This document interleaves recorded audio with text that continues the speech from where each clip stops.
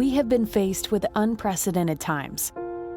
We find ourselves challenged to be better than we thought we could be. Can we rise to the occasion? Will we rise to the occasion? 2020 has been that year of challenge for our world, our country, our communities, and ourselves. And at Benedictine, not only did we rise to the challenge, we exceeded it. 2020 began as any normal year does. There were new goals for the organization and a celebration of Benedictine's 35th anniversary. But news began to trickle in from China and then Europe about a virus that was becoming hard to contain. Happening now, there are currently more than 50 confirmed cases of the coronavirus here in the U.S. But health officials warn things across the nation will likely get worse before they get better. Then we started hearing about a nursing home in Washington state with COVID infections, and it was time for Benedictine to get a plan in place before anything could reach our communities. Our infection control specialists started putting together a response plan in late January before there were any cases in our communities. When CMS closed all skilled nursing facilities in mid-March to outside visitors for their own safety, it was time to put our plan into action. The challenge had arrived. Benedictine associates put on their thinking caps and got creative with ways to keep our residents engaged. There were parties with the latest fashion accessory, masks, and some residents just wanted to dance. Birthdays, baby showers, and anniversaries were celebrated with creativity, love, and of course, social distancing. Animals joined the party, from horses to minnow races to the release of butterflies on a beautiful spring day. Community members and associates' families reached out to say, what can we do? And in the midst of COVID, we saw people take to the streets for racial justice. We had associates in our Minneapolis community lose access to transportation and groceries as public transit shut down and stores were destroyed. The Benedictine response? Co-workers picked each other up from their homes. Support Center associates collected non-perishable goods to deliver to our Minneapolis co-workers. Our Benedictine Sisters released a statement condemning racism and calling for healing in our country. Our communities look to our core values of justice, respect, stewardship, and hospitality to address not only racial injustice, but the ongoing challenges of the COVID-19 pandemic. While we can't predict what the rest of 2020 will look like or what new challenges may come our way, we know that grounded in faith, we can rise to whatever challenge comes our way. It is in times like these that together, we are Benedictine.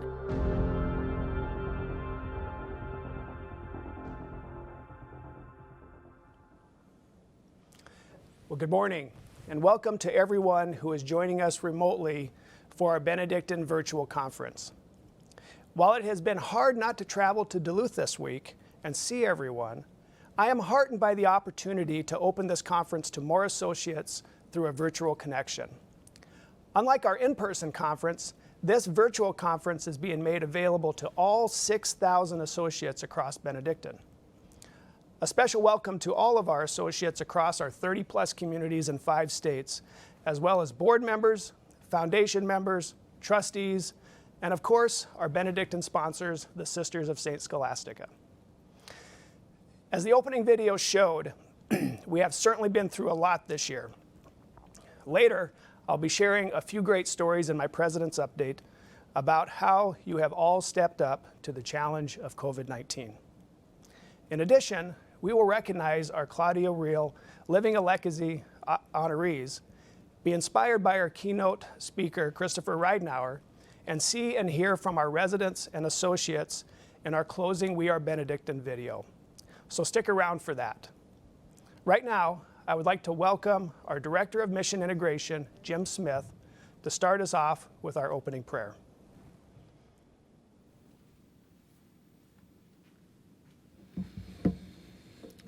Good morning. So good to be with you.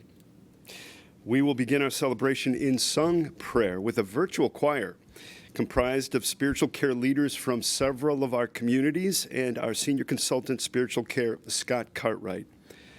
Our prayer will end with song as well by this virtual choir. And joining me to lead our spoken prayer will be Julie Hines, accounts receivable in our support center and also a member of our support center mission integration team. Let us begin our prayer in song.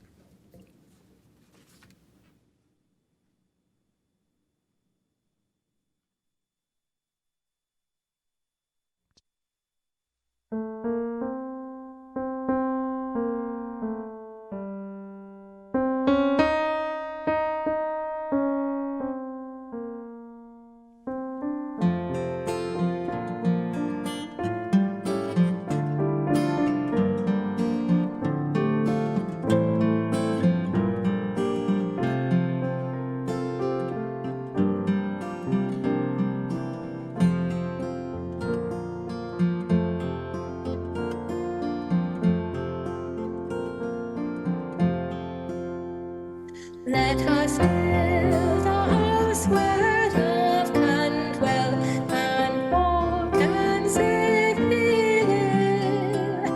A place where saints and children tell how hearts learn to forgive.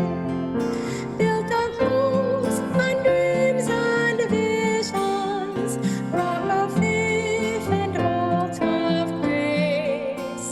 Here the love of Christ shall enter visions. All are welcome, all are welcome, all are welcome in this place.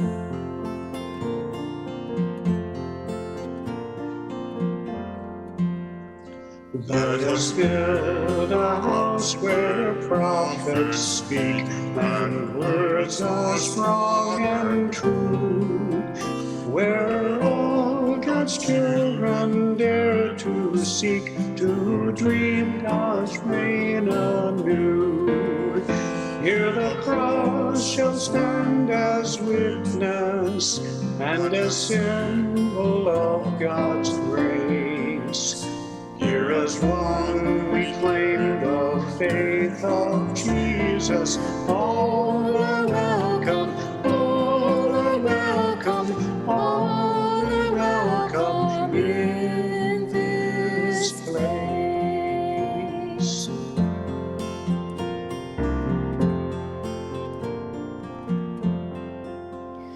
Let us build a house where lives will reach beyond the wood and stone, to heal and strengthen, serve and teach, and live the word they've known. Here the outcast and the stranger bear the image of God's face. Let us bring an end to fear and danger. All are welcome, all are welcome, all are welcome in this place.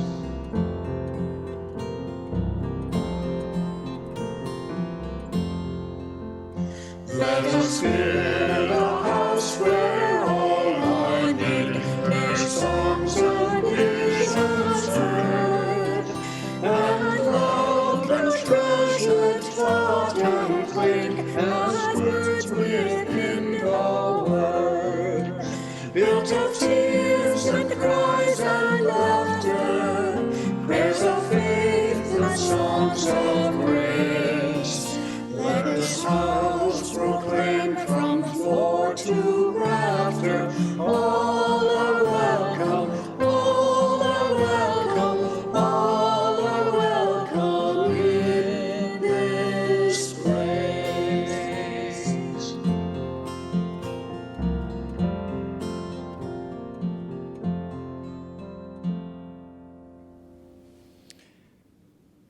Let us continue to pray, and I invite you to respond with each of these 5 portions of our prayer. Called to be peacemakers, we open our own hearts to receive the gift of peace even in the midst of our stress or heartache. Make me an instrument of your peace. Called to offer genuine hospitality, we honor the dignity of all residents, patients, and associates, regardless of their religion, race, gender, sexual orientation, or political sway.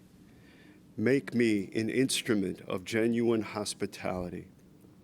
Called to show deep respect, we enter each room, each meeting, and each encounter with our full presence and careful attention. Make me an instrument of deep respect.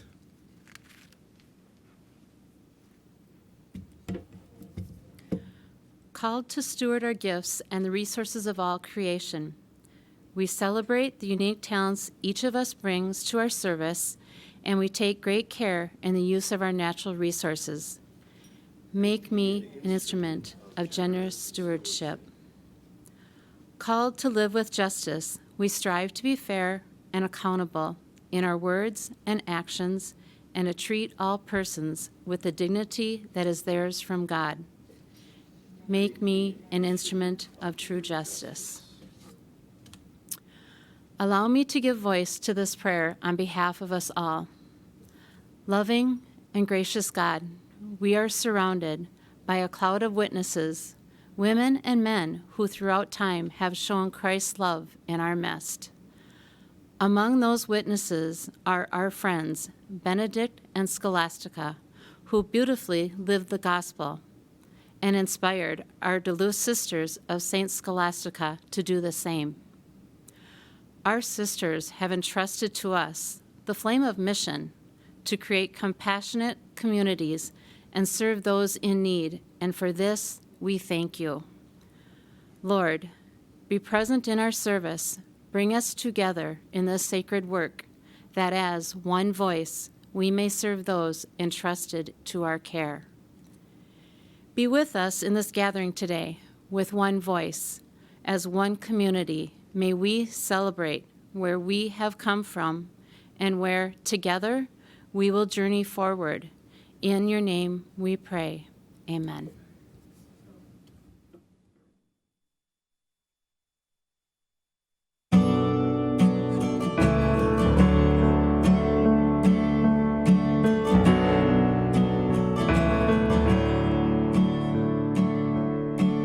This is the sound of one voice, one spirit, one voice. The sound of one who makes a choice. This is the sound of one voice. This is the sound of one voice. This is the sound of voices too. The sound of me singing with you, helping each other to make it through. This is the sound of voices too. This is the sound of voices too.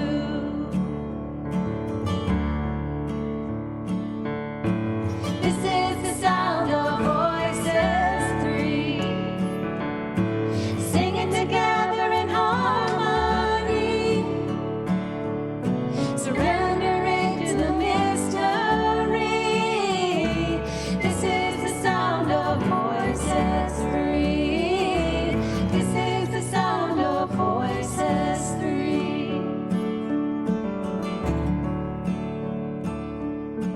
This is the sound of all of us, singing with love and the will to trust. Leave the rest behind, it'll turn to dust. This is the sound of all of us. This is the sound of all of us.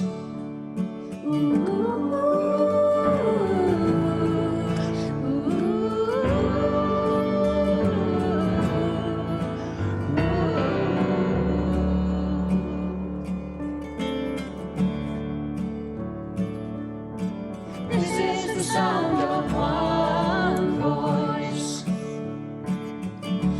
people, one voice. A song for every one of us. This is the sound of one voice. This is the sound of one voice.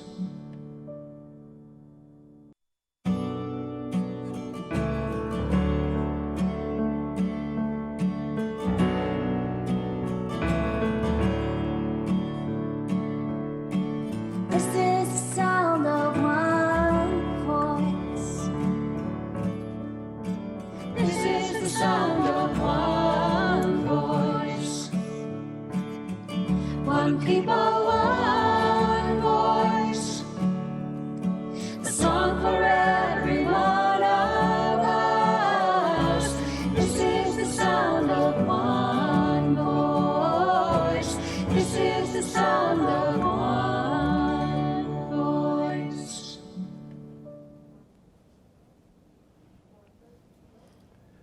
Welcome to the Benedictine Virtual Annual Leadership Conference. My name is Jerry Carley, and I serve Benedictine as its president and CEO. I'm happy that you have taken time out of your busy day to join us. Before we get started, each of you have access to a question box at the bottom of your screen. If you are viewing the stream in full screen, exit full screen and you will see this Q&A box. So please type in any questions that you have, either about anything that I'm talking about or any question you may have in general. I plan to have time at the end of my presentation to answer them. Well, what a year this has been. I would never have imagined that we would not be together in Duluth this year. I look at this picture and I think, doesn't it seem strange now to see people not wearing masks? Many of you know that I'm an avid Kansas City fan, and it's been quite a year for me. And of course the Chiefs, right? But I love this quote from Patrick Mahomes. I see our associates doing this every single day. Heads up, believing in one another, supporting one another, on the same team, not losing faith. But today I want to talk to you about how we are strong together. Amidst all of this, where are we getting this strength from, and what does that mean? Well, first of all, we can't talk about strength without first mentioning our sisters. We can certainly look to our sisters and their history of strength during extremely difficult times. Specifically, we can look at our sisters, especially during what we call an unprecedented time. Well, they went through a similar situation back in 1918. And even then, they never gave up. They remained strong, they were committed to the ministry, and that is why we are here today. They continually remind me that they pray for us every day. This propels us and this ministry forward. We think about how far we've come over time. Well, here's a picture from 1918 of healthcare workers and volunteers assembling masks. Maybe we haven't really made as much progress as we think. But even then, we are grateful to the Benedictine Sisters of St. Scholastica for establishing Benedictine 35 years ago. While we haven't really had a chance to celebrate our 35th anniversary this year, we are honored for the trust they have put in all of us to continue this ministry that they started. And speaking of trust, some of you may be familiar with the sisters' planning based on what I shared with you last year. However, for the broader audience that is joining us today, we want to talk about an important development with our sisters. And has been the case for many years, the sisters are planning ahead, much like they have done for over 100 years. Last year, we introduced the concept of a torch being passed when it comes to our Benedictine identity and sponsorship, and how this impacts Benedictine. As we walk through the next few slides, it's important to understand the work that the sisters are doing will call us to more fully lean into our Catholic identity and to live out the core values. You already know that we are sponsored by the sisters, but I want to break this down just a little bit further to help navigate through some of the work that they're doing. So if we were to draw up a picture of our sponsorship, it would look something like this. where we have the Vatican, and then we have our sisters, and then we have their sponsored ministry. So if you kind of look at this in an org chart, it would look something similar to this. And the sisters themselves are what we call a public juridic person. And what the sisters are working through is the creation of a ministerial public juridic person. And this is a form of public juridic person. And, well, many of you are probably asking yourselves, well, what the heck is a juridic person? Well, a juridic person is what the Vatican uses to describe a corporation. The word corporation is not used across the world.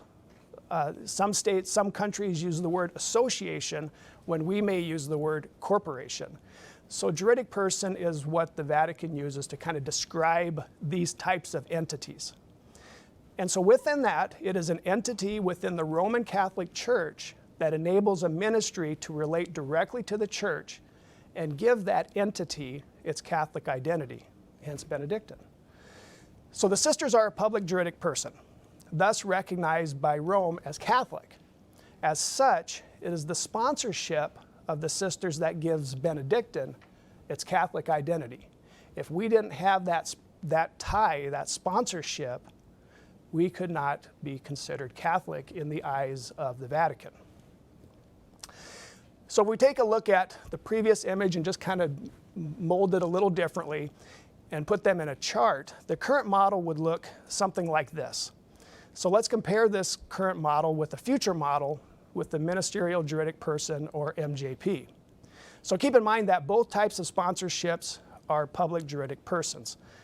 So when the MPJP, as we're calling, to shorten it up a little bit, is formed, the sisters are still going to remain a critical part of this function. You can see the little arrows off to the right that point to this, that show that the sisters are still going to be engaged in part of this work.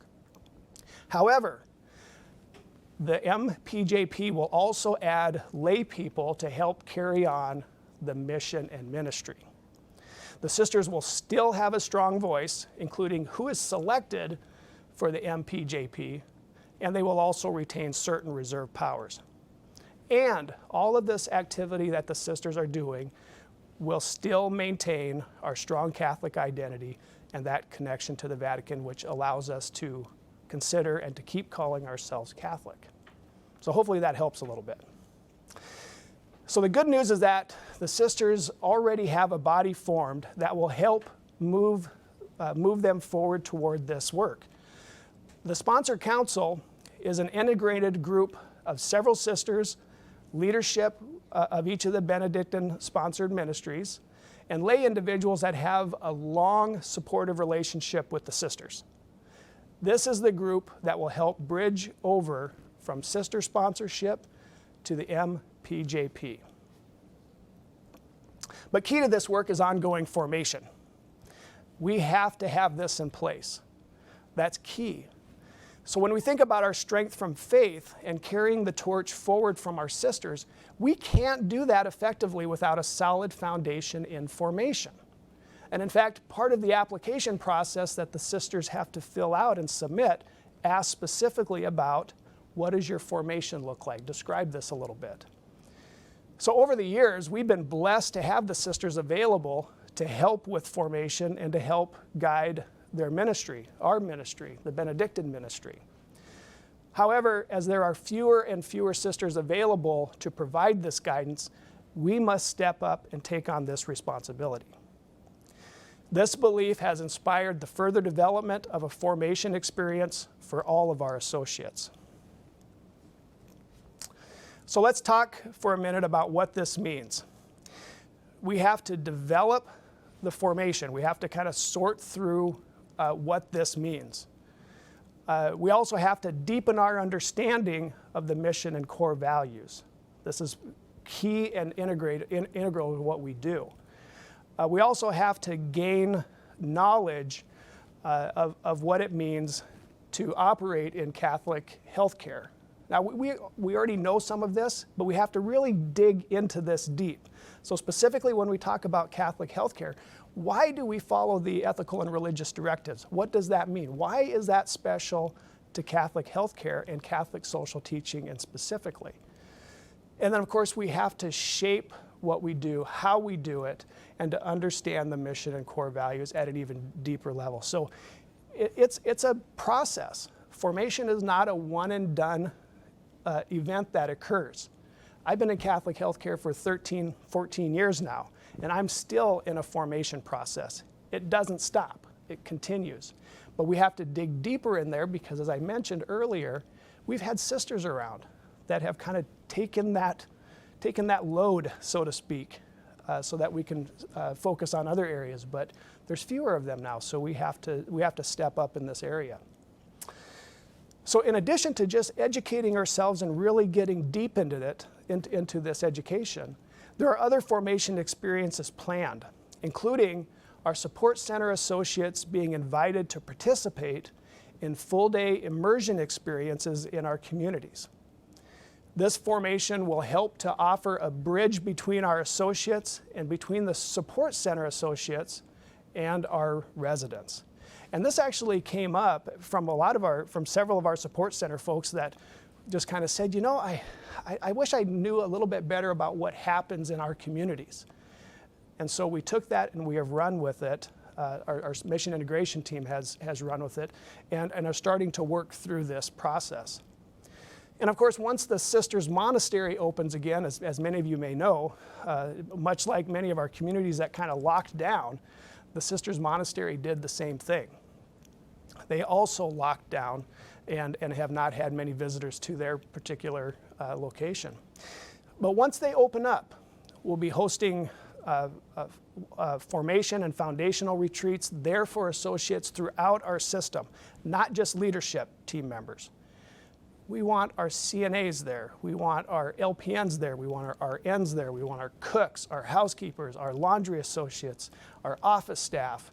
We want them to be able to engage and absorb and understand what it means to be Benedictine and to more fully understand what it means to be tied in with our sisters and how important this ministry is to them. But in all of this, it was important that I and the entire executive leadership team paved the way. So we went first. And we're working on this each month with the guidance and leadership of Jim Smith, who you've seen earlier, who's the director of our mission integration, and he's been so gracious to step up when we asked him to help with this process. And oh, by the way, after all this is going on, but have you heard? We also have some new branding. And here's an example of this.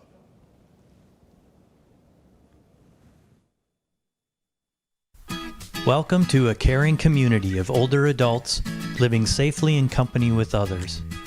Welcome to Benedictine, now with our new name and look. While we may have a new name and identity, you know that our steadfast devotion to caring for older adults and community hasn't changed. We're proud to represent the Sisters of St. Scholastica Monastery in service to others. We're proud of our mission to serve older adults and their families. We are Benedictine.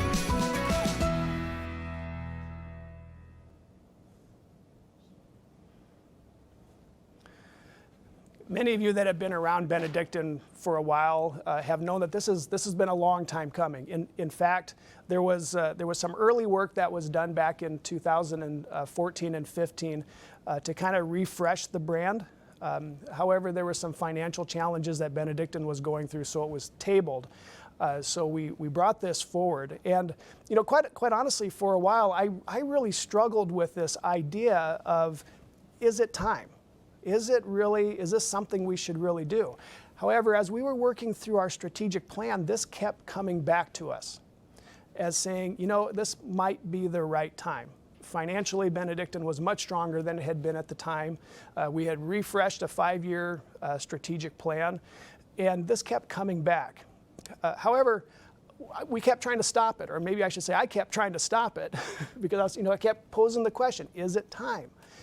So we kept broadening the question. So we talked to our governing boards, we talked to our sisters, we engaged a team of our associates to come together that included executive directors, include our marketing folks. We had a task force that had several sisters that were on this. to work through this. And at each time we would stop and say, is now the right time?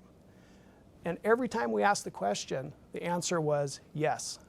Let's keep moving forward. Let's keep leaning into this. Let's not stop now with this work.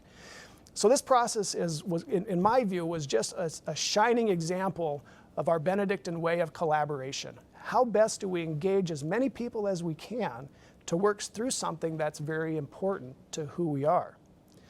Well, what does this mean to you? It's a name change, right?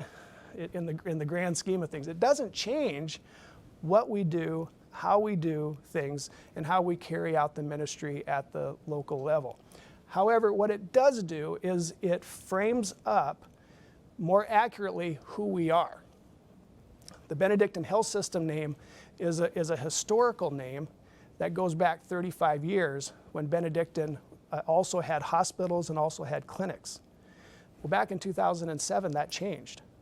So Benedictine now is strictly a senior care organization, and that's who we focus on. That's our primary ministry.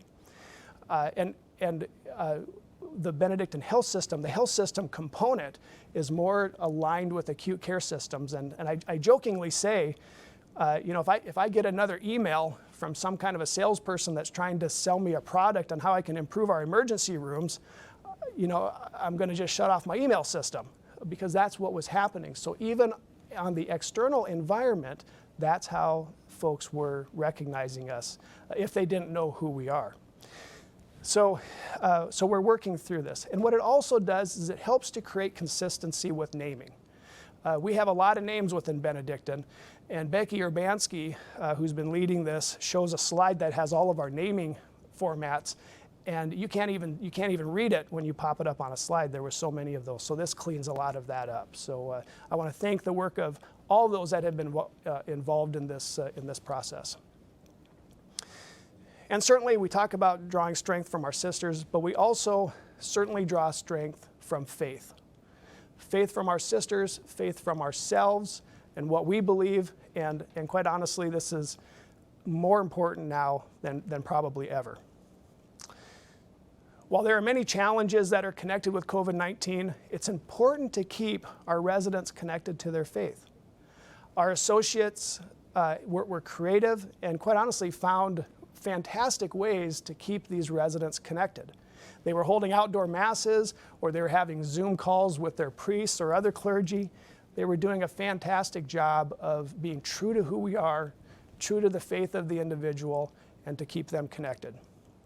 We even had several associates dust off the cobwebs of their childhood to be altar servers at some of our services, so thank you for doing that.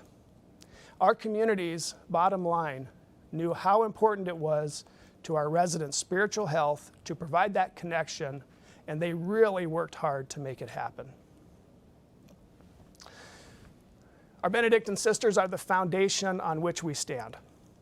We look to them for guidance as we try to meet the challenges faced to us in today's fractured world. In June, our sisters, in partnership with ministry leadership, including myself, released a statement where we noted racism, violence, and inequality go against all that we stand for as one human family and who we are as Benedictines. St. Benedict reminds us that each person is unique.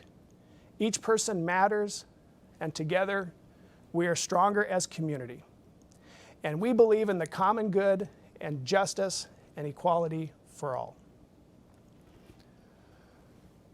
And of course, we have strength from growth. So when we talk about strength from growth, let's take a moment to kind of talk a little bit about what I shared with last year, as well as conversations that we've been having going forward. And really talk a little bit about historical context of where we have been and where we want to go. Today we care for approximately 4,000 residents in our communities. 6 or 7 years ago, we cared for about 5,000 residents, with a significant percentage of our services focused on skilled nursing.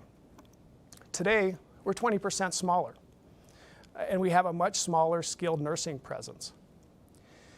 With that, we have made a conscious effort to increase the percentages of services in assisted living and independent living and offer those options, and have done so most recently with the construction of our Northfield community, as well as our Shakopee project that will be opening in the next month or two.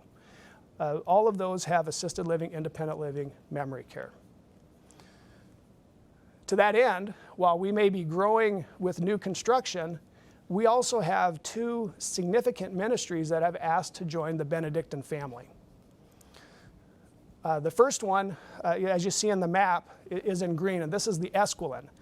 And the second is Jenacross Lutheran Services, which is in blue. You can see that Michigan is slightly shaded because Jenacross, while being based in Toledo, also has a small presence in Michigan. And we'll talk a little bit more about these ministries.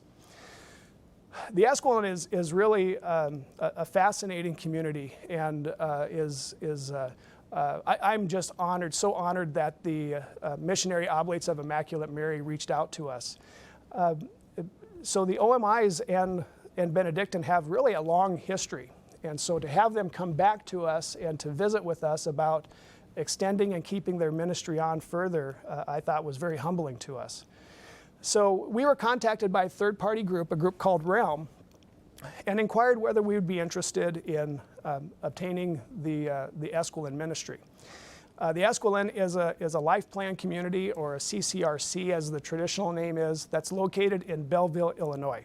And it's on the national shrine of Our Lady of the Snow. So if you've ever made a trip down to Belleville and visited the shrine, it's on that same property. So it has a significant Catholic presence. And recently, why we were contacted was, much like what we see with sisters, the priests are also seeing a decline in numbers. And so they had to step back and do a little bit of strategic planning for themselves and looked at it and said, is the Esquilin still part of our long-term ministry and mission?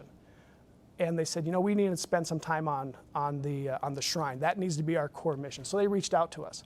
Now, I mentioned that the OMIs and Benedictine have a long history.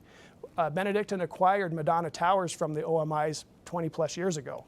So we've been connected with this particular group of men for a long, long time. So they need some help.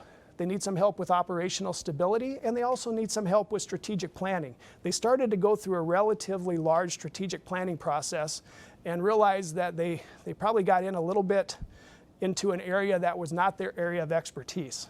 So they stopped the project and started looking for a partner. And I think we're probably looking at closing on the Esquilin on November 1st. So in the next 45 days or so, the Esquilin will become part of the Benedictine family. Now, none of this is easy because there is a process they have to go through with the Vatican with alienation and work there. But I'm not going to get into alienation because that's a whole other topic of discussion. But it looks like November 1st could be the closing date where they become part of the Benedictine family. A little bit to show a little bit about the Esquilin. They're about 206 units. About 75% of what they offer are assisted living and independent living, which really aligns with our strategy of adding more housing and more assisted living, independent living. So a great little community, and we're really happy to see them move forward. Jenacross Lutheran Services is a little different. It's actually a smaller system, much like Benedictine. But very similar to the Esquilin, we were contacted by a third party and inquired whether we would be interested in looking at the Esquilin as a new member of the Benedictine family. And of course, the first question that comes up that says, well, we're Catholic, you're Lutheran, let's talk about that first. And we had some really good dialogue around what that means, and our mission integration team, Scott Cartwright and Jim Smith, were able to make a trip out there and visit with some folks. But this particular organization is based out of Toledo and has had a strong history in that particular location. They've been around for about 160 years. Much like the Esquilin, just on a larger scale, they were starting to see weakening performance in their senior housing, as well as a need for some strategic planning for their legacy community in Toledo, Ohio. So they reached out. They were looking for a partner. And after going through this process and due diligence, which was held up a little bit due to COVID, we look like we're very positive that we're going to be closing on this particular ministry sometime in the first quarter of 2021. But you can see by this slide, it is much larger. They have close to 1,200 units of senior housing, whether it's skilled nursing, assisted living, or independent living. But they also have a couple of interesting areas. One is affordable housing, which Benedictine really isn't in. We don't do much with affordable housing. However, it's something that we have in our strategic plan to look at. So while Jenacross is looking for a partner to help them in some areas that they want to advance, we can look at Jenacross as an organization, as a future ministry of Benedictine to help move forward the expansion of our ministry. And they also have a family and youth services program, which has been very successful, as well as home health, which is also another area that we have talked about strategically having that be part of our strategic plan. So you can see there's a synergy between the two organizations. There's certain things that would propel our mission and ministry forward, as well as there's things that we can do to help this particular ministry and mission move forward. So I think probably first quarter of 2021, there's a lot of paperwork that we have to do and different documents that we have to navigate through, but I'm very encouraged with this opportunity that we have. And then we have, of course, strength from community. And when we talk about community, specifically within Benedictine, we have Benedictine as a community, right? But there's the broader community that we have within Benedictine, those outside of the walls of who we are. But across Benedictine, we've seen a tremendous outpouring of support from individuals and organizations in our own communities, which brings me to a young man named Seth. When Seth was 7 years old, he was diagnosed with a rare disease and really wasn't expected to live past the age of 9. With the incredible work of the Mayo Clinic in Rochester, Seth is now 20 years old. Every year to celebrate his birthday, he picks an organization to send a gift to. The staff at Mayo told him about the great work that was happening at Madonna Towers in caring for the residents during the pandemic. That was all that he needed to hear, and Seth showed up with boxes of scrubs for the staff. We could all learn a lesson from Seth and how to celebrate a birthday by being generous to others. We think about birthdays as being the receiver of gifts. Seth has turned it around, and he's the giver of gifts because he knows that he has been given the gift of life, and so he returns it, pays it forward, so to speak. And our associates have been steadfastly dedicated to the mission and outreach to our local communities. St. Crispin Associates in Renwig have a number of staff who volunteer with Meals on Wheels. When it was time to put their COVID prevention plan in place, staff couldn't fulfill their volunteer shifts. Everything shut down, so they couldn't carry forward their expanded outreach into the community. Well, the culinary team worked with their chaplain, Debbie Bradley, who is one of the singers, if you happen to know Debbie, to contact area churches, and people stepped right up to meet the need. This was critical since the need was even greater to reach the elderly and disabled who were homebound during the pandemic. Once again, an example of our community helping the broader community meet their needs. And strength from each other. You know, never has this been more true, certainly in my 30-year career of doing this. It has been a tough 6 months. My associate gave me a card a while back that said, what a year this week has been, or something of that nature. And I think a lot of people can relate. I know in the crowd here, I hear some chuckling because you can relate to that, right? It's been a tough 6 months. But the ability to lean on each other and witness great accomplishments helps to nourish our souls. So if you want a feel-good story about COVID, and you know, there's a lot of them, even though we tend to focus on the negative sides of COVID, look no further than our ministry in St. Joseph, Missouri, and the story of Lila, Delia, and Velma. Each of them contracted COVID and are all survivors at the young age of 100, 101, and 102. Lila was asymptomatic, which she was happy about, and Velma shared that not only has she survived COVID, but she also survived polio when she was young. Delia had the worst COVID symptoms, but she credits the good care she got at St. Joe's for her survival, and especially for Jermaine, a therapist who helped out on the COVID unit, and I hope Jermaine has joined us. At 102, Velma may have been a tiny baby during the 1918 pandemic. I would be curious to find out if she's actually gone through 2 of these in her lifetime. But these ladies are great examples of the tremendous care our residents have received during this time. I hope I can meet them the next time I'm in Missouri. Some of our communities were harder hit by COVID than others, and this was putting a lot of stress on the staff.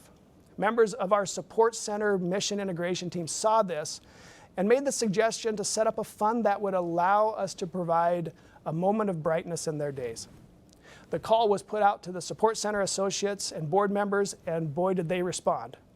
The leadership team agreed to match the donations dollar for dollar. And our insurance broker, Lockton Companies, also helped with a $3,000 donation to the cause. In total, over $19,000 was raised. It's been great to see the smile on the faces of those we've been able to support. And as you can see, we've been able to support a number of our communities so far, and more will be receiving support very soon. It's nice to see how such a small little gift, just a little token of a slice of pizza or a dilly bar can brighten someone's day. So COVID may change us, but it certainly is not going to define us. The old adage, as you get on an airplane, that you need to put the oxygen mask on first before you start helping others, really holds true. Part of the recovery is also celebration, and that is what we are here to do today. So honestly, we're really here to honor you, all of the associates that are joining us, and those that are unable to join us because you're carrying forward the mission and the ministry in our communities. So each associate will receive a tote bag and a thank you card, and what we hope is a big celebration at your community for every shift. However, while those are nice, the Benedictine executive leadership team and the Benedictine board wanted to say thank you with a financial gift as well. A $1.2 million fund has been established. And from that, all associates who worked between mid-March and the end of June will be receiving a monetary gift on your next paycheck, so this Friday. Your hard work and dedication has been so incredibly important to carrying out our mission. And for this, I am so thankful. We never lost faith. No one had their head down. We believed in each other. A lot can be learned from the words of this young man. I see our team doing this every day in the face of this pandemic hardship.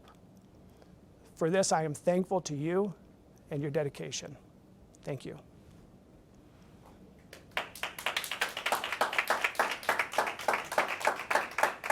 Okay, now I think we have a little bit of time. I'm not sure how much time we have, but we have a little bit of time for some questions. So once again, just a reminder to use the Q&A box at the bottom of your screen. If you're in full screen, exit out of that, and you should see the box at the bottom. So that, I think we might have a question or two that have already shown up. We do. First question I have for you is, how are the sisters doing? Oh, the sisters. The sisters are doing fine. I have the privilege to speak with a number of them periodically. They've been on lockdown since March, so they've had very limited visitation in their communities. But I talk to Sister Beverly Raway, the prioress, quite often. We have a number of the sisters that are on our boards and committees, so I'm able to engage them. There was one of the sisters, Sister Pauline, who's on our foundation board, and she attended one of the meetings off-site. I think she went to Hermantown, if I remember correctly, because she wanted to attend a board meeting, and I think her comment was, "I'm so thankful to get out, just to get out." She goes, the second time in 4 or 5 months, I think she said that she's been out. But I think all is well. They continue to pray for us and the ministry and mission that we're doing. But like a lot of us, I think they're ready to get back to some sense of normalcy, open up their doors, invite guests into the monastery and the ministry. But overall, they're doing as well as all of us are, given we're all kind of stuck in some places, I guess. So, but they're doing well. Yeah, I think they're doing well. Thank you. All right. Next question we have here for you is, what has the impact of COVID been on Benedictine? Oh, gracious. You know, the impact on Benedictine has really been widespread. There really isn't any part of Benedictine that hasn't been touched in one way or another. Benedictine has been impacted financially, much like a lot of healthcare providers, specifically senior care providers. Our total census as an organization went down about 15%, give or take, which is consistent with what we've seen really across the nation. And with that, when the census goes down, obviously that affects kind of how your financial performance is as an organization. Now, that said, over the last 5 or 6 weeks, we have seen a steady increase in our census, and we are well above our lows that we were. So I'm thrilled that folks are still coming to Benedictine. They still trust us. Their families trust us. They trust us in their care, even though it's a real hard time. So it affects everybody. Financially it affects Benedictine. It impacts our residents. So you think about what has happened to our residents when everything locked down, and now all of a sudden, early on, you couldn't have family visitation, and that was hard. I mean, that was really hard for a lot of folks. So they were impacted. Our associates were impacted, whether it was their loved ones catching COVID-19 and they couldn't come to work, or they catch COVID-19 and they couldn't come to work, whatever the case is. But everybody has stood up and have done a great job. There really isn't any part of Benedictine that was not impacted to some degree with this. But we are seeing things turn around, and we are moving forward. The visitation for the residents and seeing that shift a little bit has been very beneficial for a lot of folks. So it's certainly something I have never seen in my 30-year career. It's unprecedented to me, as we talked about. So there's been some real challenges there. So. Thank you. This next one here is kind of a two-parter. It says, how is the relationship with the 5 state health departments we work with? In other words, how are they? Are they prepared to help us if there's a second wave this winter and we're in need of PPE, masks, etc.? Yeah, that's a great question for the 5 state health departments. I'm gonna maybe answer that in a couple of different ways. I can't speak for the health departments. That said, I can speak to maybe what we're seeing today when it comes to PPE specifically. I think that was what the question was really focused around, was PPE. PPE is easier to get today than it was back in April, May.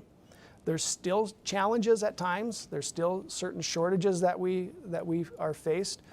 But the state health departments, they're really not involved in the acquisition of PPE. They kind of have a side part of it when it comes to the acquisition of PPE. I think the biggest challenge that we have with the 5 health departments, I'm going to take this even broader, is the challenge that we see with Benedictine when it comes to the health departments is because we're in 5 states, we have to respond to 5 different requirements that we have from the state health departments. And those change every day. And oh, by the way, the Centers for Disease Control, or CMS, or fill in the blank other entity that comes into play, they have their requirements. And those requirements don't necessarily match with the state health departments. So for example, we have CMS guidelines that say this, but the local state health department may say something completely different or might have a little bit of a difference to it.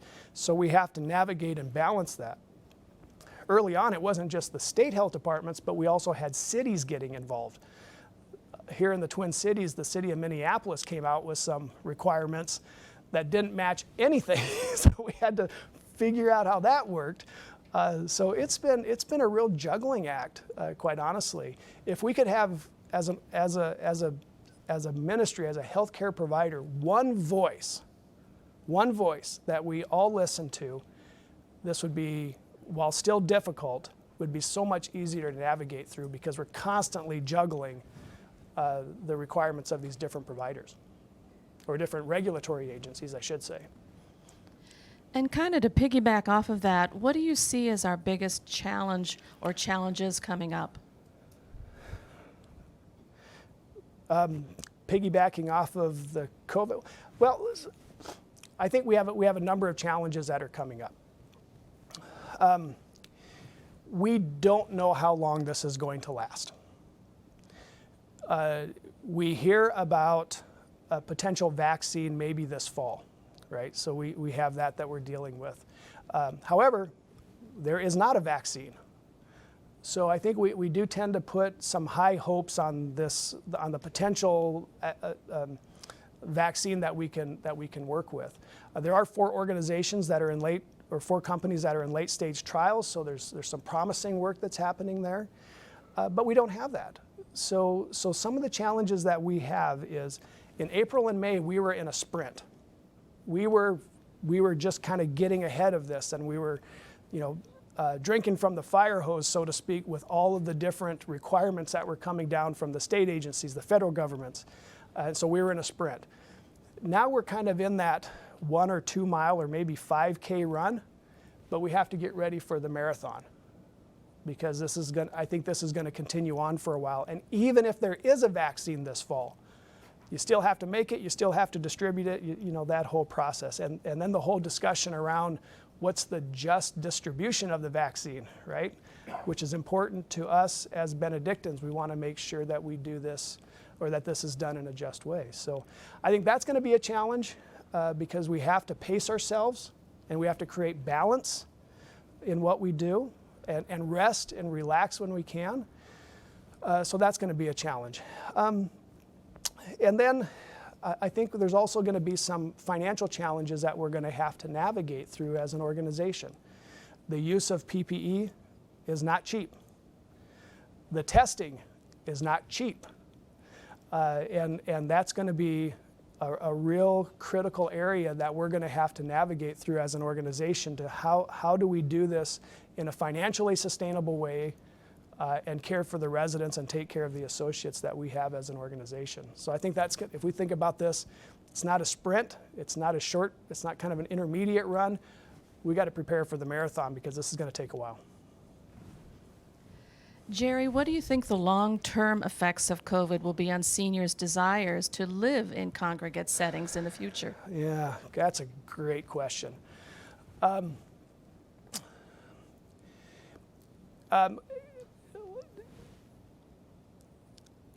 don't know if I know that answer. We're so early in this process of what we have seen. What we have to do as an organization, as a company, is to get people to a comfort level that they feel safe coming to one of our communities. That's going to be so critically important with what we do. I think there will be a certain group of people that will, that may have considered moving into a senior care or congregate housing, that may not now. I think we will see that. However, I think as time passes, and especially, once again, we kind of put all of our chips on the table with this vaccine, right? If a vaccine comes and we get that distributed and we start to see some effectiveness there, I think we will return to some form of normalcy, but it will take a while. I mean, we saw a dramatic drop in the number of folks that were moving in, and we're not going to see a true V in folks that are moving in. It's going to be more like a check mark, where you kind of see this gradual, slow increase as we move on. Once again, it's preparing for the marathon. If we're sitting back and thinking that everything's going to be normal in the next 2 or 3 months, I think we're kidding ourselves. It's going to take a while to get there. So I think there will be some impact. Now, the flip side is the boomer population, and those individuals that are age 75 and older, that demographic is not going to change. That's going to continue to push. What I could see happening, at least in the short term, is a construction slowdown to meet some of the anticipated demand, because I think the demand is going to shift a little bit in the short term. So we'll have a little bit of a lull, kind of what we saw back in 2007 and 2008 with the housing crisis. We kind of saw everything stop. Demand caught up and started pushing it. And then we saw the building continue. I think we'll probably see something similar to that, but it may just take a little bit longer. The demographics are still there. COVID-19 has not changed that demographic trend, even though unfortunately the older population tends to be a little more impacted by this. But I don't think it's going to change the longer-term view of this. Slow down, but then I think we'll see some things move again. We're thinking that right now. We've had a couple of projects in mind, and we kind of said, let's just hold back a little bit. Let's work through some of the projects we already have in play before we start planning anything new at this point. We need the market to kind of work its way through a bit. Okay, and our last question today, it's a really important one too, and I know it's one that I've been really curious about. It says that now that you live in Minnesota and they saw your Chiefs mugs and everything, you know, aren't you a Vikings fan now? You know, yeah, Tap dance?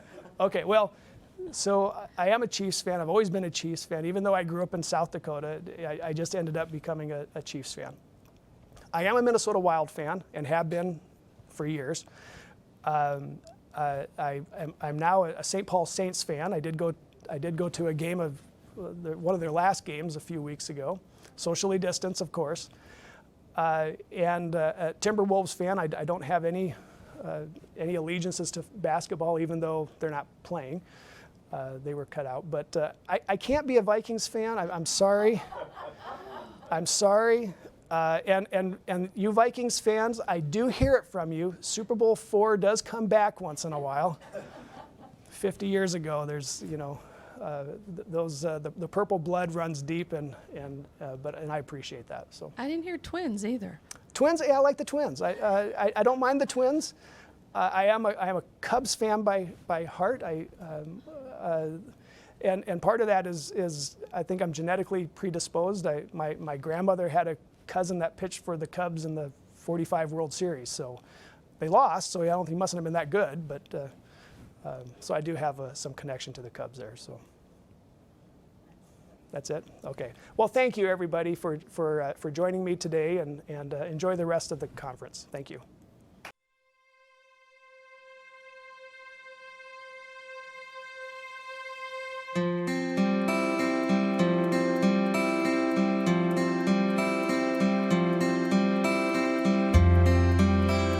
Sister Claudia Real radiated hospitality in her warm welcome to all who entered our support center. She requested an office close to the elevator to ensure she was nearby to greet arriving guests. This special welcome was shown with a beaming smile, taking your hand, or the gift of the highly sought-after Sister Claudia hug. Sister Claudia was a beautiful model of the Benedictine core value of hospitality. Sister Claudia was definitely the real sister, as she often said with her usual warm smile and twinkling eye. Her vibrant passion for our Benedictine mission emanated from her core as she immersed herself in each of our communities over the years. I enjoyed watching her listen with the ear of her heart and still smile at many of her wisdoms, like, whatever your religion, be very good at it, and thank you for discerning that. And of course, people can be oh so peoply. We will always love you and never forget your spirit of joy and trust, Sister Claudia. Sister Claudia went to all the communities to provide in-person presentations on topics such as joy, attitude, gratitude, and our Benedictine 4 core values. At one presentation, she said, "Be careful what you say about others. Words are like feathers.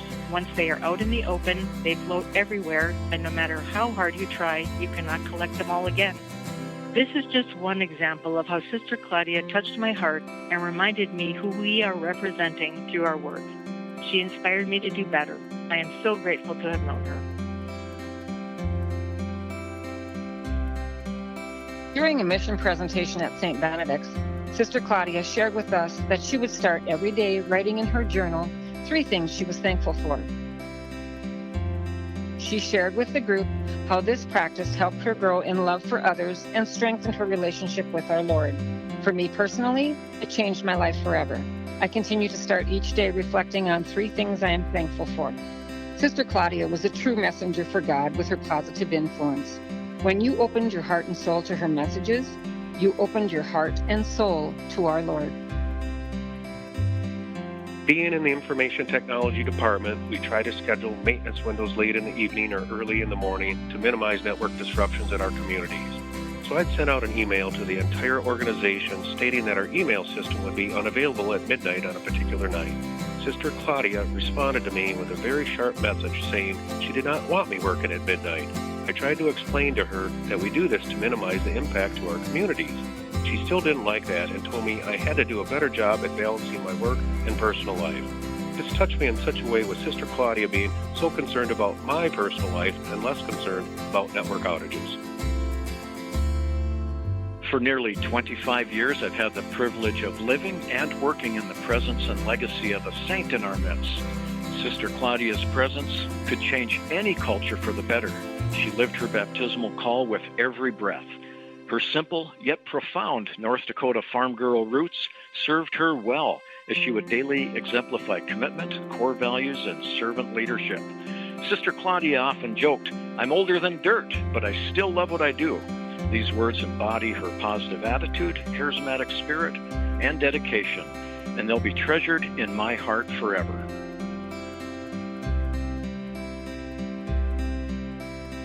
Sister Claudia, and I know you're listening, we come together to share the wonderful legacy of your life's work and all that you were able to teach us about living and caring.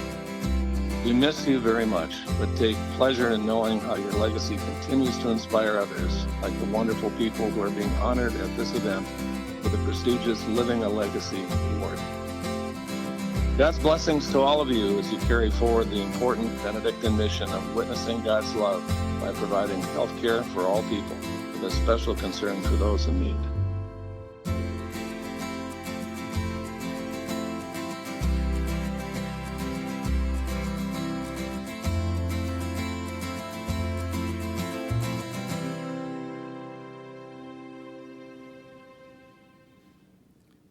Now it is our great pleasure to present to you the 2020 Sister Claudia Reel Living a Legacy Award honorees. Each of these honorees is so unique, and we will do our best in the brief time we have to describe this uniqueness in all of our honoree associates. Joining me to celebrate these honorees is Administrative Assistant to our Benedictine Foundation, Sarah Deering, who is also a member of our Support Center Mission Integration Team. Sarah? Thank you, Jim. Michelle Landis, Benedictine Living Community, Ada. Michelle is approachable, helpful, cheerful, and reliable, and you can always count on her to get the job done. She demonstrates our Benedictine core values daily with all residents, tenants, and employees. Congratulations, Michelle. Florence Hurra, Benedictine Living Community, Bismarck. Flo has been working as a CNA for 50 years, providing exceptional, compassionate care to those in need. True story, St. Gabriel's Community recently welcomed a new CNA with a North Dakota state license number 80,428. With pride, Flo will tell you she carries the CNA license number 35 as she runs down the hall, clearly in a hurry to care for the next in need. John Myrold, Benedictine Living Community, Crookston. John truly does the work of Jesus' hands and feet. What a gentle and kind soul he is. We are blessed to have him here in Crookston. His calm, quiet personality spreads to all around him. Congratulations, John. You are a gift to us all. Nicole Jasper, Benedictine Living Community, Dickinson. As a member of the busy activities staff, Nikki is excellent at managing distractions so as not to take away from the enjoyment of the residents. Whether she is walking with a resident in the hall or polishing their nails, she has meaningful conversations and makes them feel included. Hospitality seems effortless coming from Nikki. From her crisp high fives in the halls to just being a wonderful associate, Nikki is an awesome fit for this honor.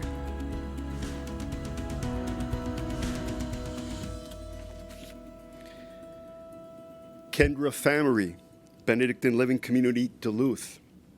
Kendra promotes a sense of community throughout the entire Duluth campus, not just in the therapy department. She is a shining witness to the core value of justice. Why? Kendra advocates for our residents by giving them what they need and deserve. She truly cares for them, providing each one the justice they deserve. Alicia Glenn, Benedictine Living Community, Ellendale. Alicia treats all guests and staff with dignity, celebrating individual qualities and abilities.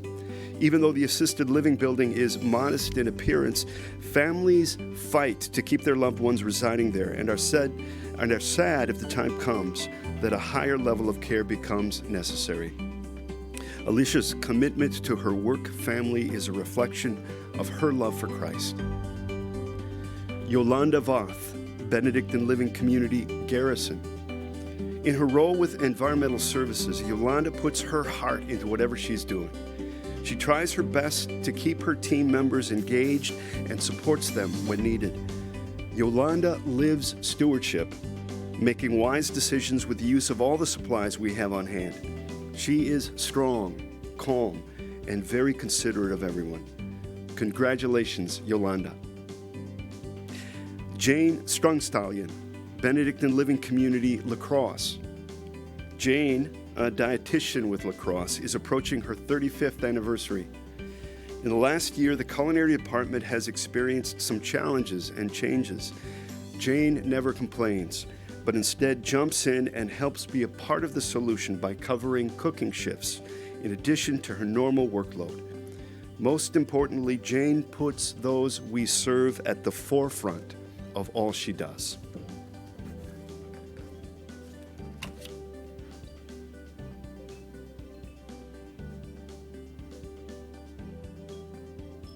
Kathy Childers, Benedictine Living Community, Lemoore. Cooking is undoubtedly Kathy's calling. She's spent a good deal of her life in kitchens and is proud to be serving residents and staff in Lemoore. Preparing meals for her residents and co-workers simply makes her happy. Kathy, thank you for following a vocation that has literally given life and happiness to so many people. Shaka Tola, Benedictine Living Community, Minneapolis. Shaka is a quiet leader with a tremendous work ethic who is always willing to go above and beyond for the residents and his fellow associates. Shaka often travels back to his home country to care for those that need his help. He is humble and gracious, thoughtful and kind, and Minneapolis associates are proud to have him on their team. Pam Stenstrom, Benedictine Living Community, New Brighton. Try to imagine leading a group of senior citizens of varying physical and cognitive abilities to do exercise routines with weights, stretching, and movement. Now imagine leading that group Monday through Friday, 3 times each day. Pam exemplifies the Benedictine mission of providing compassionate, quality care with special concern for the underserved and those in need. Pam, Benedictine is proud to have you with us. Janelle Brengman, Benedictine Living Community, Osseo. Janelle not only does her required job as business office manager, she also plans and leads activities, steps in as culinary server when short-staffed, grabs bingo prizes on the weekends, invites the community to trick or treat, and always has a smile to share. Janelle truly lives hospitality.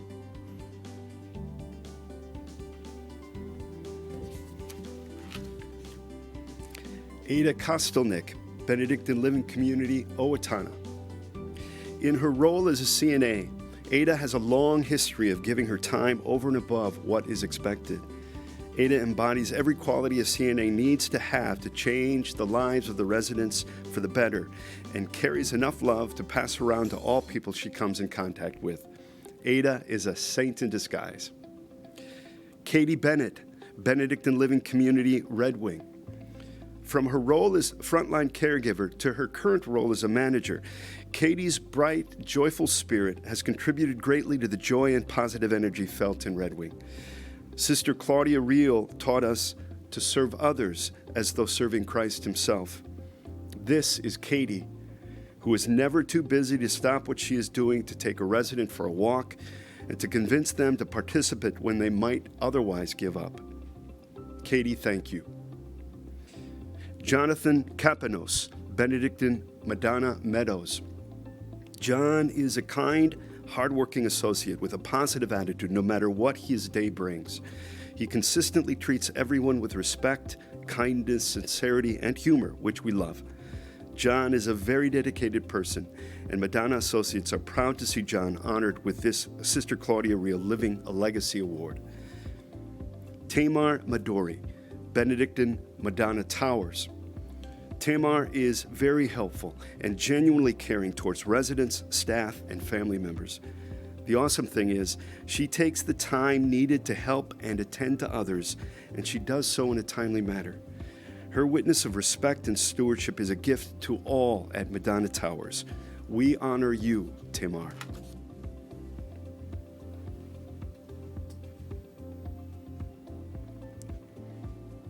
Lena Sherry, Benedictine Living Community, Regina. If Lena sees that there is something that can benefit the residents or staff, she will go out of her way to make it happen. She brings joy and laughter to the very challenging job of Assistant Director of Nursing. Lena will roll up her sleeves and help where help is needed. Staff often look to Lena for advice on many challenging situations. Lena, we're blessed by your service. Amy Huffstutler, Benedictine Living Community, St. Joseph. Amy is consistently called out by residents and families for the loving care and kindness she shares with them. Many who return for rehabilitation services ask for Amy by name, expressing the desire to receive her services. She is gentle, calm, and kind. No matter how hurried the situation, she exudes loving kindness to all. Thank you, Amy. Catherine Prohaska, Benedictine Living Community, St. Peter.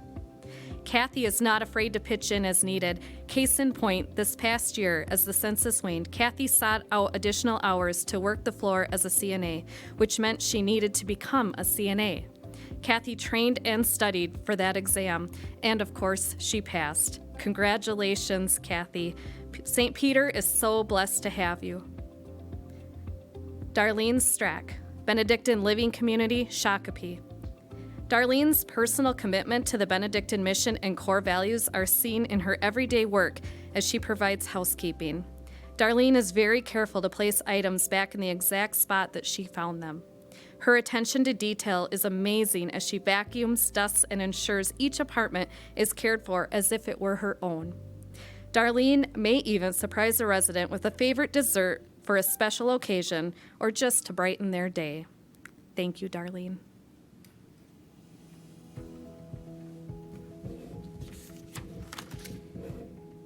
Bonnie Trupka, Benedictine Living Community, Wahpeton. Bonnie's job description may say caregiver, but she wears multiple hats daily. Bonnie has been seen on her hands and knees, whether cleaning the track on the elevator floor, cleaning the vents behind the dryers, or hand scrubbing the dining room floors. Bonnie is willing to serve without being asked. Families have been known to call Bonnie the angel of God. Julie Salyers, Benedictine Living Community, Wausau. As dietary manager, Julie takes great pride in making sure all residents have a voice when it comes to food preferences. She often takes suggestions from residents and weaves them into the menu through a special meal, a snack, or a pizza party. She will make special trips to the grocery store to secure that special item for a resident when needed, or a specific brand name product when nothing else will do. Thank you, Julie. Emily Off, Benedictine Living Community, Winona. If you ask some residents of Callista Court, they'll tell you Emily is the heart of the place. She exemplifies the true meaning of hospitality. She warmly greets all guests with a smile and a "how can I help you?" and will often personally accompany guests to where they need to go. Thank you for living hospitality, Emily. Cheryl McPherson, Benedictine Support Center. If any one of our core values exemplifies Cheryl, it is respect.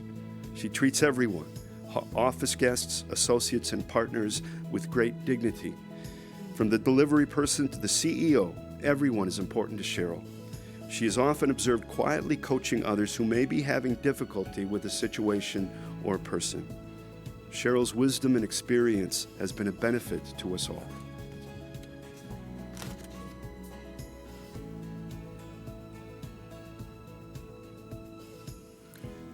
Felix Mendoza, Serenity Care Center on Humboldt.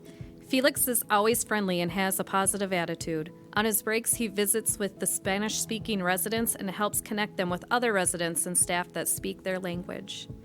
He anticipates needs of residents, staff, and volunteers, and works hard to make sure the spaces they need are prepared for their activities. Felix is a team player who is always willing to help out.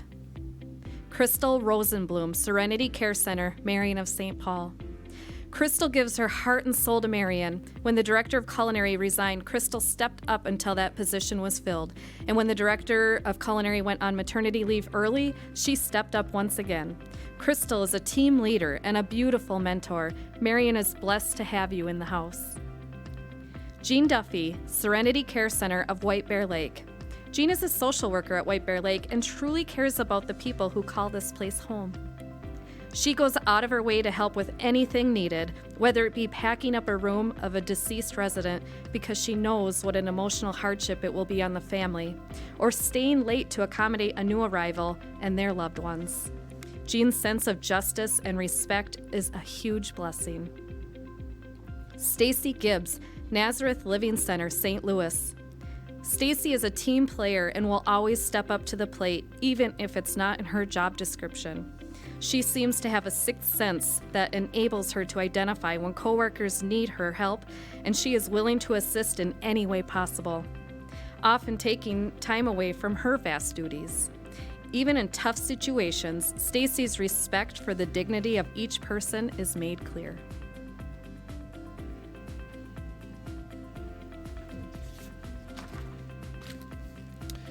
Jim Condon, St. Mary's Care Center, Winstead. Jim is always happy and willing to help where he can. He does a great job and the residents absolutely love him. Jim shows up on time, does his job well, and does not complain.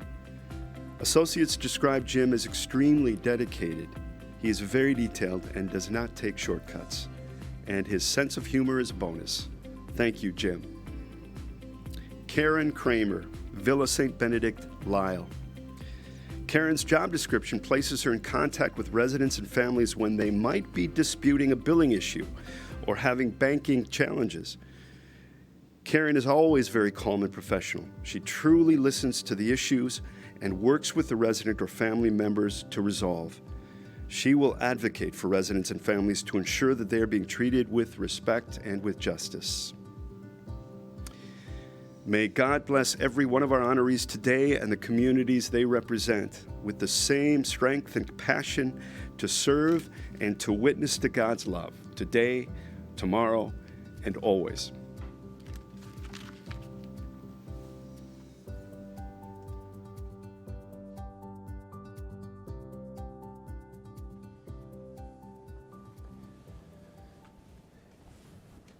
Thank you, Jim and Sarah.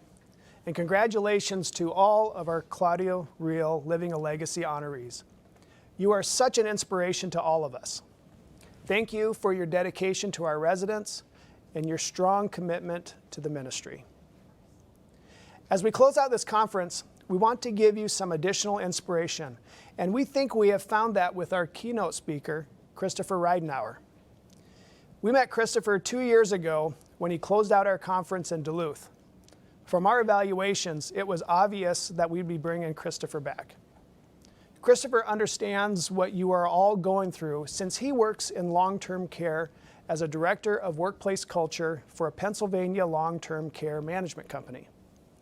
His presentation is titled, All Stressed Up and Nowhere to Blow. Welcome, Christopher, and thank you for joining us again.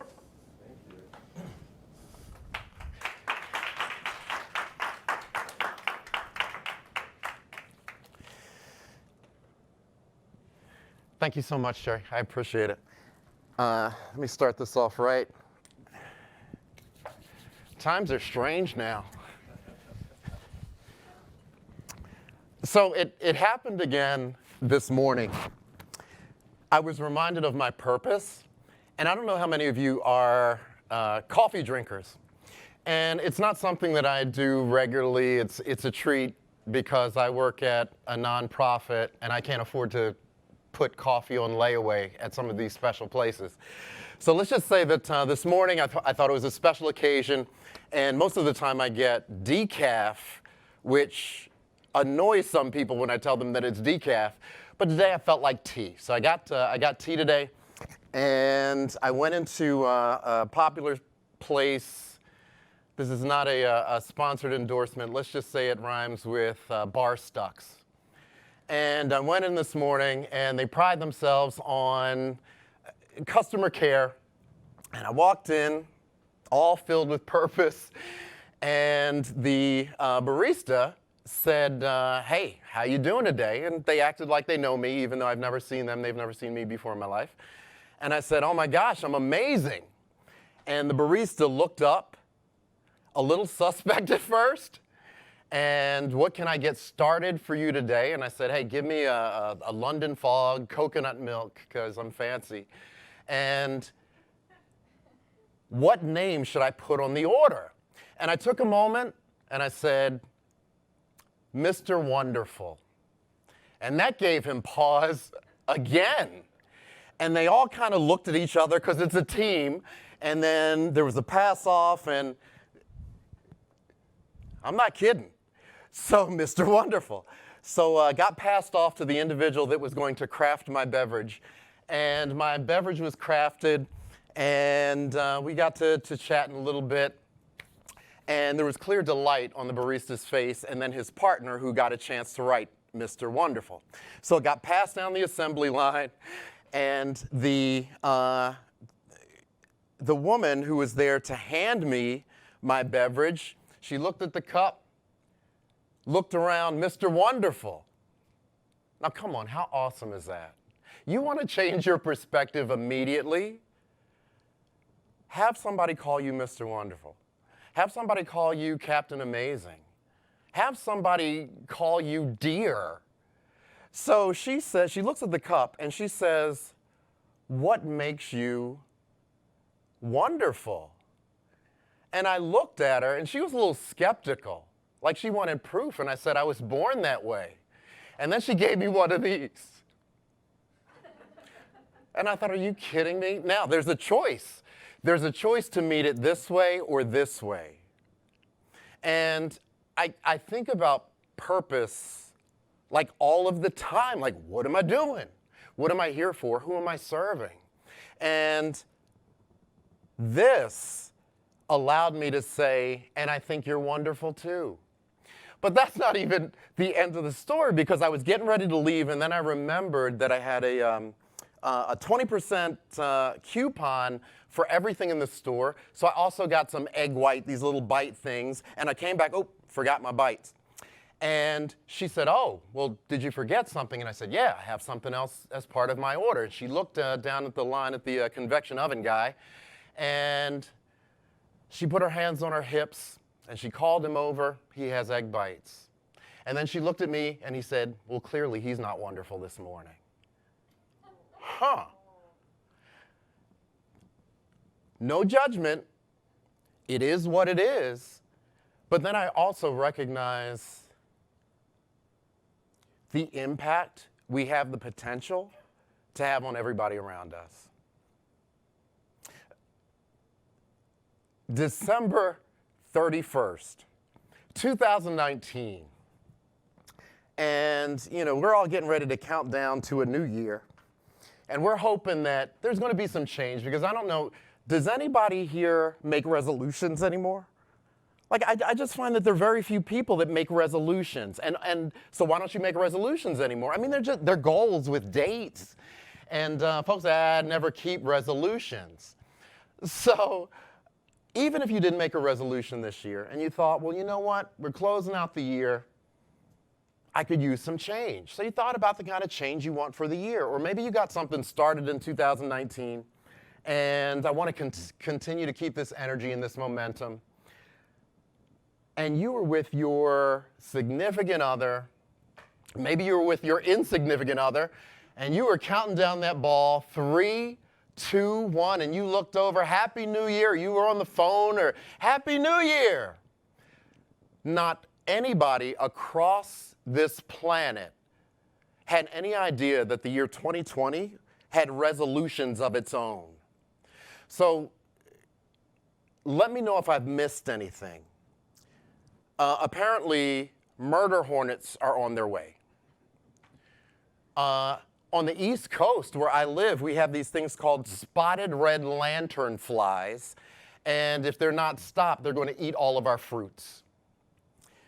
We also have just crazy, contentious politics. And regardless of what red or blue, wherever you are in your beliefs, I've never in my lifetime experienced such anger, such bitterness, such your wrongness. Oh yeah, and then there's the global pandemic that impacts us more than it does the real world.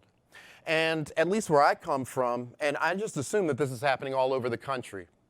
And tell me if this is the case here in Minnesota. There are placards and lawn signs that say a hero lives here or things like that.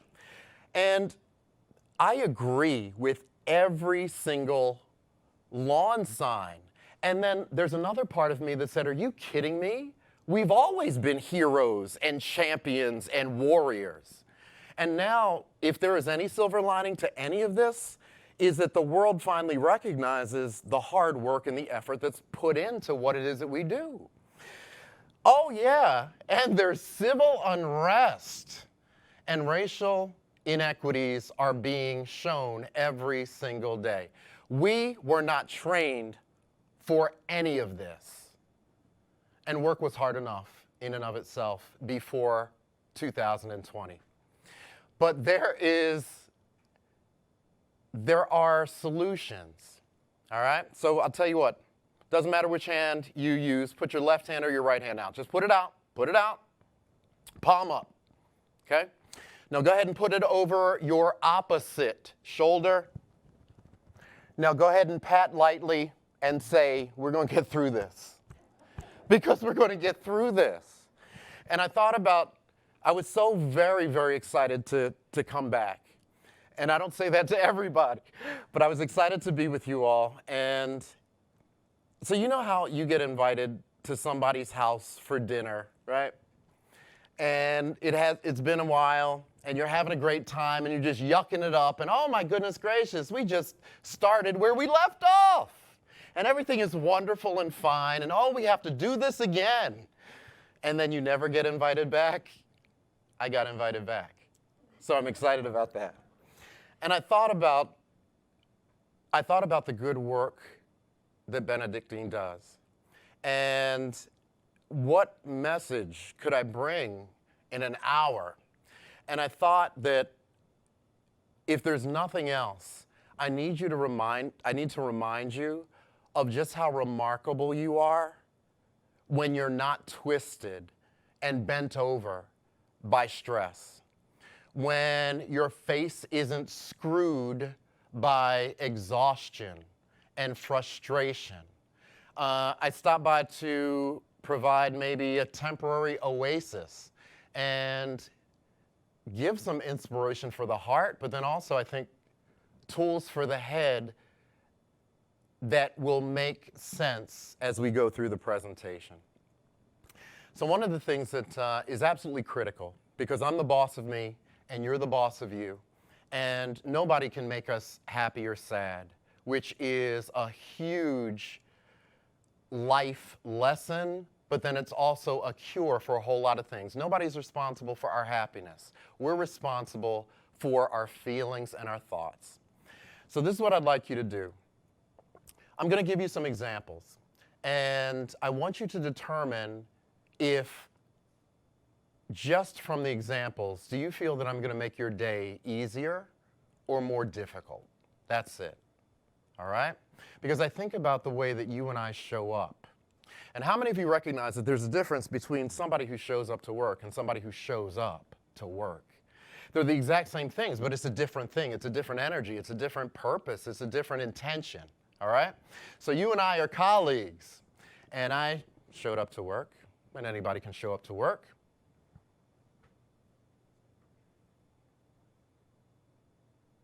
Good luck with that.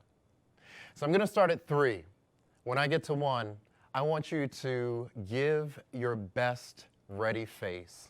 And if you're alone, that's even better because you don't have to impress anybody, but your best ready face. We have to feel it. That's muscle memory.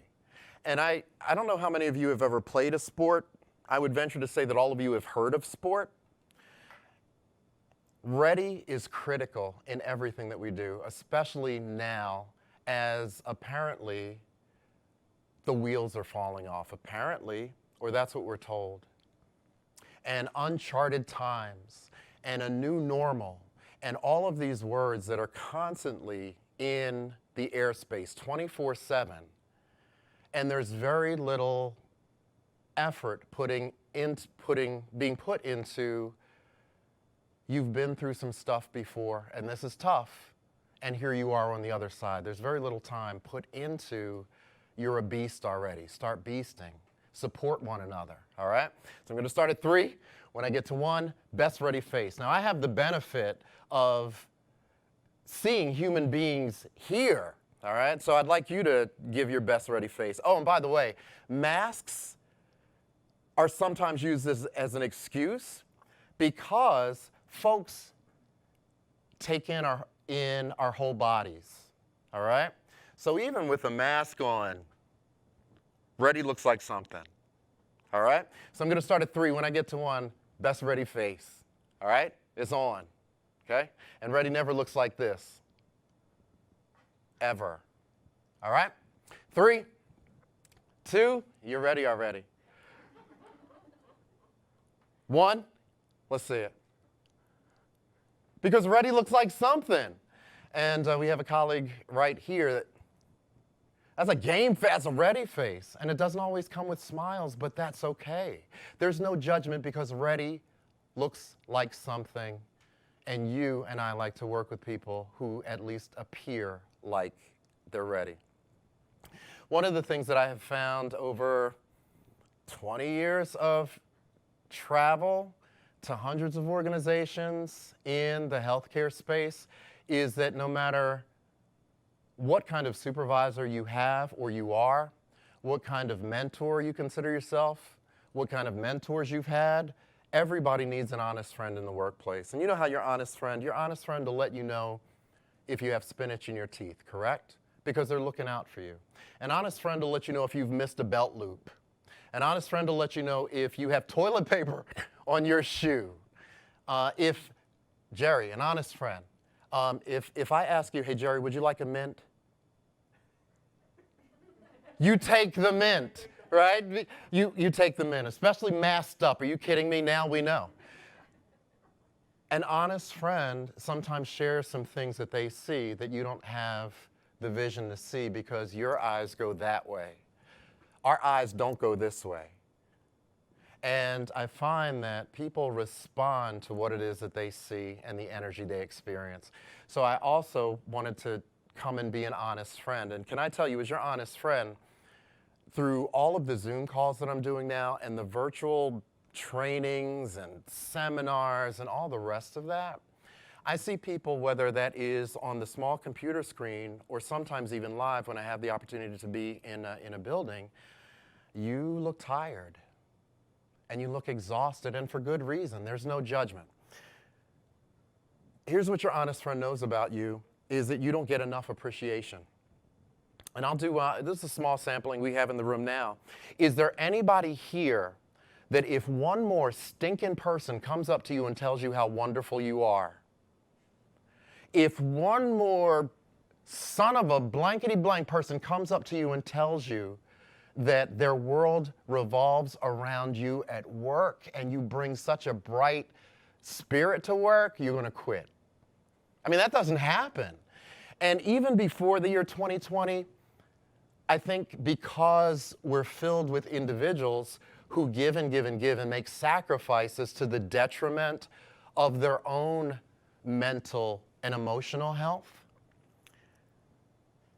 we don't often come to the daily minimum amount of, hey, thank you, or gratefulness, all right? So just in thinking about all of this, especially in light of everything that's occurring right now. So I prepared something for you.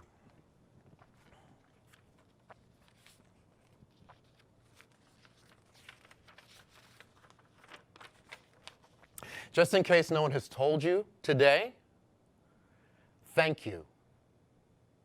I know your sacrifice. I know your heart. And I also know that you are absolutely exhausted. You're amazing, you're strong, and you have a champion's heart. And if you ask me if there's anything positive to come out of this crisis, the world finally recognizes what superstars you are in every sense of the word.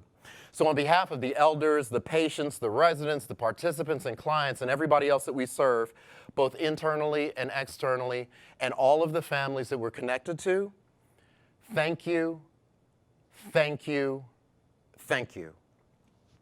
Thank you for sacrificing part of your heart and your sanity and recognizing the importance of the additional headaches you take home. You are not alone in your struggle. You are not alone in your discomfort, your confusion, your anger, but hold on. I see you. Thank you for being a role model to so many. And being a role model has nothing to do with age, class, race, position, years of service either, or even where you grew up. I know who you are, and you've weathered storms before. You've had your share of battle struggles and challenges. We all have. And if your colleagues or clients really knew your story, your life history, my guess is they wouldn't believe that you're still standing today and maintaining even before COVID. Am I right or am I right? And truthfully though, how many times have you been able to look back on your most challenging moments and recognized that we wouldn't be the same person we are today if not for the battles we fought yesterday? We've always been champions. We've always been warriors. We've always been heroes. And I'm just to remind you to place your faith above your fear and frustration. There's more work to be done. And I need you to be clear about your greatest superpower. That power is the ability to choose how we show up. We can choose to be extra kind and extra patient and extra empathetic and extra caring in everything that we do that keeps with our convictions, our commitments, and certainly the core values. We can make a choice. And I don't know about you, but that's pretty comforting to me. The choice is always mine. We're connected, we're worried, and we're in this together. We can choose to be kind together. We can choose to be open. We can choose to be extra communicative. We can choose to be grateful and then pass that along to everyone else. I am so very grateful to be with you. And I shared with you, I've had the opportunity to spend time with colleagues here at the organization. And really brief about me. As Jerry mentioned, my official title is Director of Workplace Culture. And I focus on making sure that whoever starts at the organization, we want them to be there not just 90 days after they start, but also to consider the organization a career. What else do I do? I spend time with our new team member orientations and leadership development and team development. I also consider myself, with the fancy title, I'm the organizational bud. Like if anybody needs something, come talk to me before you do something crazy that you're going to regret later. I have 2 ears and I listen. And thank goodness that skill, ability, purpose, talent has also taken me to other organizations and conferences around the country. But I'll tell you what, it didn't start like this, and I had no idea I'd be spending time with anybody, let alone the good people here. So as you can see, I'm going way back. And this is my first grade class. Now clearly, just from the dress alone, you can tell the era that I came up in. And I'm looking at my left. And is it your left? I'm looking at the teacher, the taller teacher with the kind of the gingham-y thing on, right? This quilty kind of thing. I don't know how many of you have stuff in your closet that you think is coming back. That ain't coming back. But you see on the other side, do you see the woman with the purple short skirt set with the pink lips on it? I loved learning because of Miss Jackson. That was Miss Jean. I loved coming to school because of Miss Jean, though. And I'm in here somewhere. Really quickly, I want you to determine where I am in this picture. We don't have much time. That's your boy. So in looking, first of all, I got to tell you that my mother hates this picture. But when I came across this picture, I thought, yeah, that's still kind of me. And if you notice, my vest is hanging off of my shoulder. And clearly, my mother did not dress me that day like that, but something happened. And that is not an ascot because I'm so not that cool. That is a tie that apparently is now askew from whatever happened with my jacket. And clearly, I'm not even focusing ahead like the other kids. And that's exactly the kind of individual I am, and I find that very useful in the work that I don't know how this got in here, but we don't have time for that. But here's what a different orientation, a sense of purpose kind of does for you and I. I've been all over the place. And Mommy told me that it's not a brag if it's true. And the thing that I think about, I consider myself very fortunate and very blessed to spend so much time in being an organizational bud, to being a listener, to figuring out how I can support any and everybody that I come into contact with in a professional setting. And I know that that's true about you. I know that that's true about you as well. And what that has led to so far is I used to look at websites when I traveled because I wanted to know what the organization felt was important and what they were talking about and the language that they used and the core values and what was important and what they weighted heavily in terms of their culture. And every single website, you have smiling residents, of course, and they're ecstatic no matter where in the country. And the two, you can probably see this, the two African-American people that are here in this photograph. Do you know I've seen these same people at least 7 different communities across the country? But everybody, all of the residents are happy, I find, and all of them have their teeth. And I find that that's not always the case on the ground. And just thinking about team members, one of the things of the many that I appreciate about Benedictine is with just honoring the team members. Because very few organizations spend a whole lot of time in saying thank you, and I'm grateful for you, and this would be a very different place if not for you.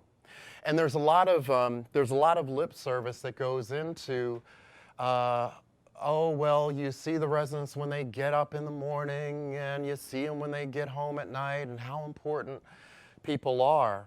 But even with the term, thinking about associate is different than worker or staff or employee. It's almost the opposite of hero, champion, and warrior. I want you to make sure that you are thinking of yourself in the way that is absolutely true.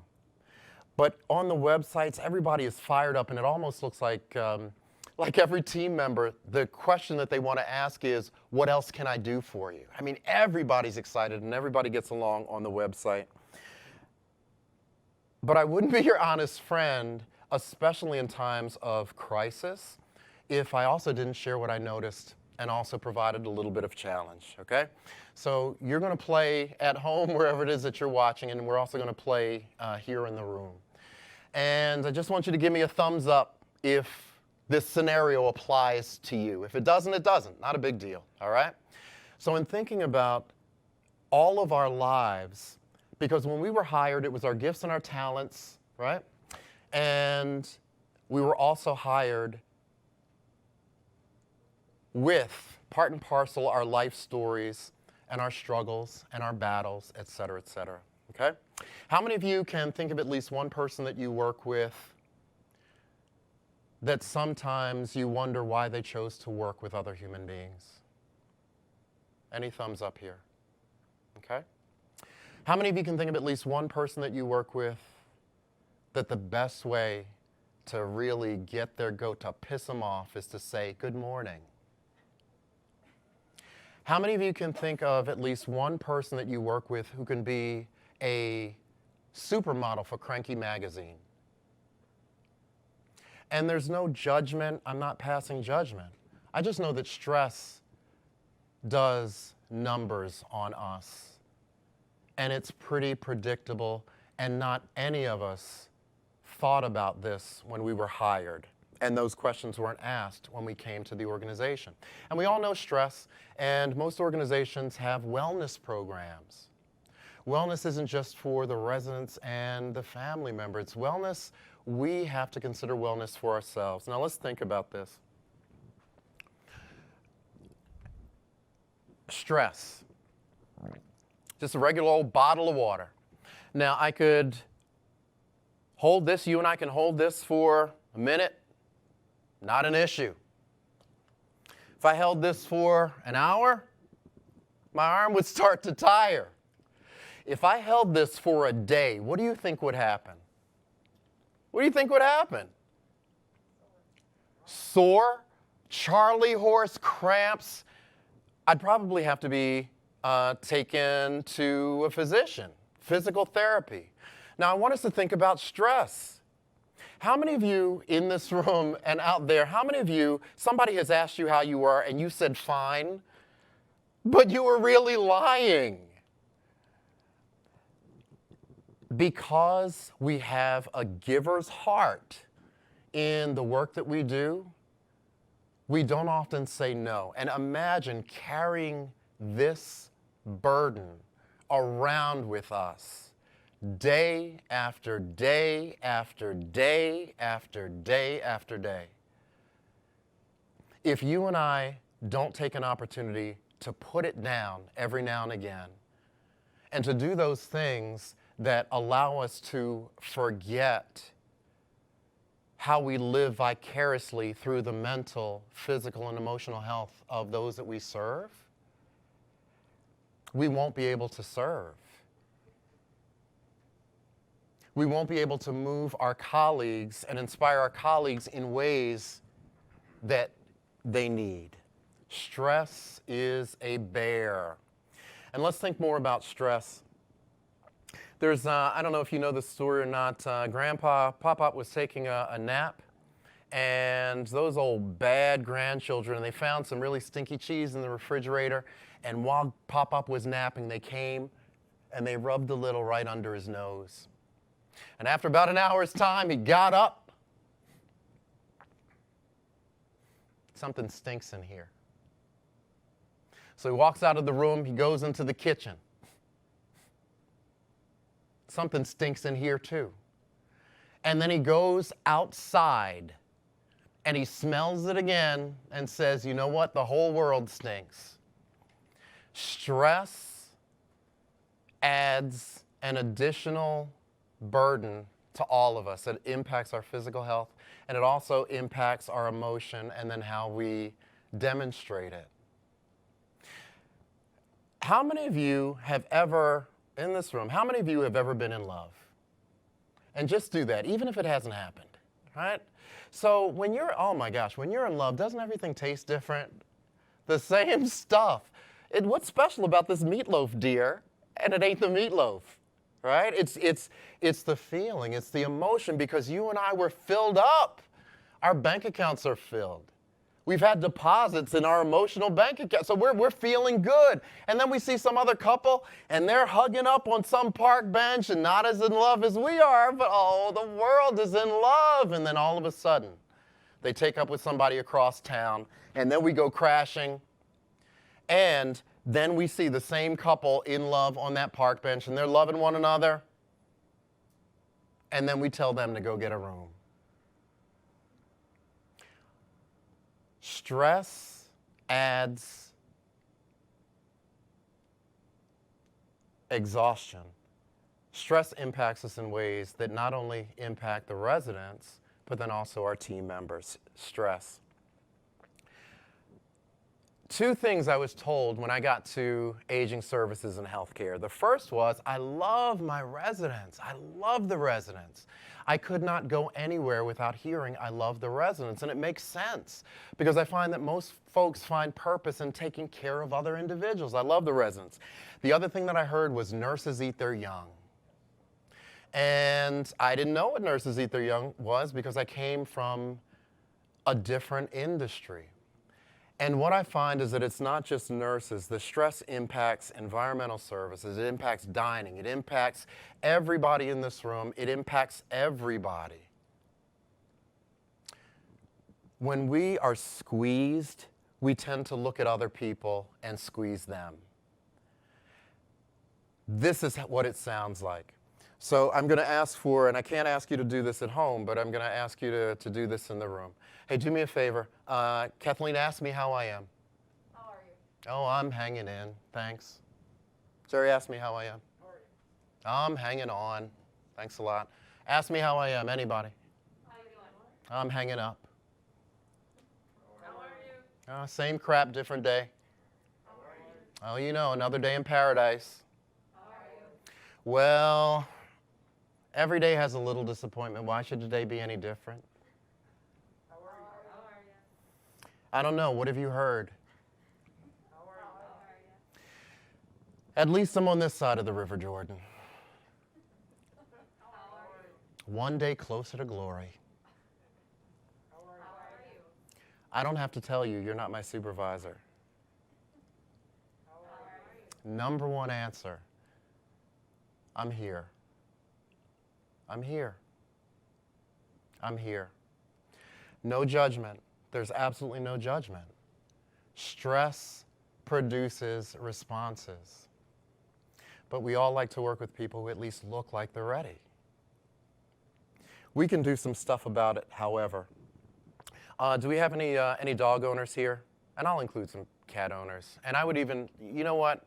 I'd even ferret, any ferret owners. Ferret owners will get this too. So I don't know how many of you have had a really crappy day and you get home and you take your key out and you're getting ready to open up that door and the dog, with its keen sense of hearing, hears your keys jiggle.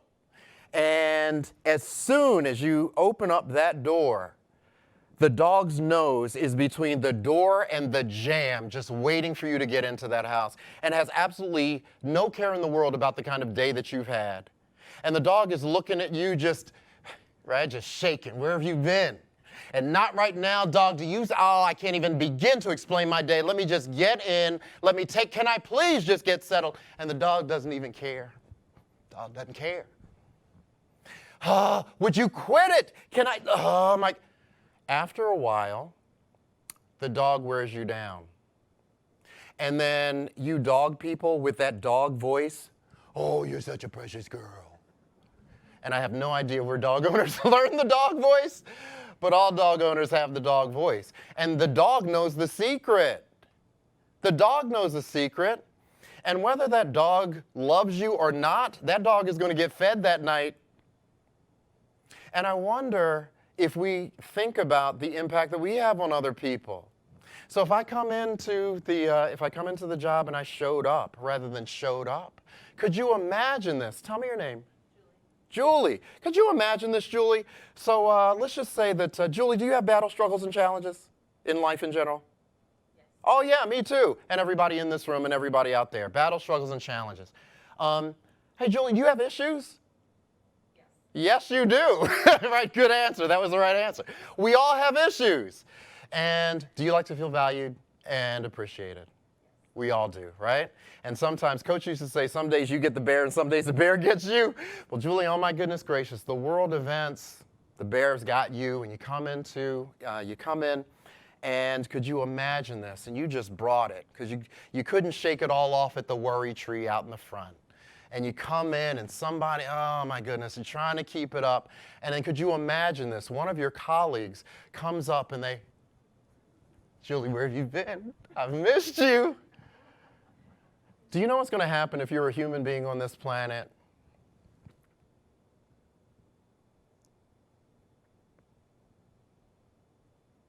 But you know, when we join people in the whole, we're not very useful. And this morning was a clear example of that because I came in, barista, how are you? I'm amazing because I'm amazing. And what name do you want on the cup? Mr. Wonderful today. Ask me tomorrow, it'll be something else. And then just watch the reactions of the people around you. Because amazing, apparently it's not all that common. But I'm amazing because I'm amazing. I'm wonderful because I'm wonderful. I'm phenomenal because I'm phenomenal. And it has nothing to do with my battles, struggles, and challenges. And at least for me, I have not encountered any larger amount of challenges than what we're currently going through. So even as COVID has impacted folks in the libraries and at restaurants, I get it. But I'll tell you what, it doesn't quite impact us, impact the outside world like it does us. Because not only are we brothers and mothers and fathers and sons and concerned about the impact of the virus on our personal lives, but then we come into our situations and we're concerned with all of the folks that we've grown to love and care about on the inside.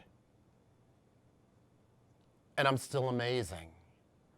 And I want you to remember that every single day, despite everything that's going on. So one of the things, I read a lot of stuff, and it was a quote that I came across, and this sounded a lot like my job description. And I'm going to share this quote with you. And while we're here in the room, I want you to think about this this piece. And if there are words that jump out for you, just think about what words kind of stick out and resonate. All right? It goes, I've come to the frightening conclusion. I am the decisive element in the workplace. It is my personal approach that creates the climate. It is my daily mood that makes the weather. As a role model, I possess a tremendous power to make a colleague's life miserable or joyous. I can be a tool of torture or inspiration. I can humiliate or humor, hurt or heal.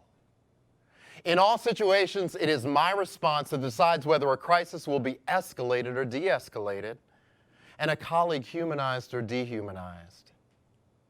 If I judge people based on their battles, struggles, and challenges, I make them worse.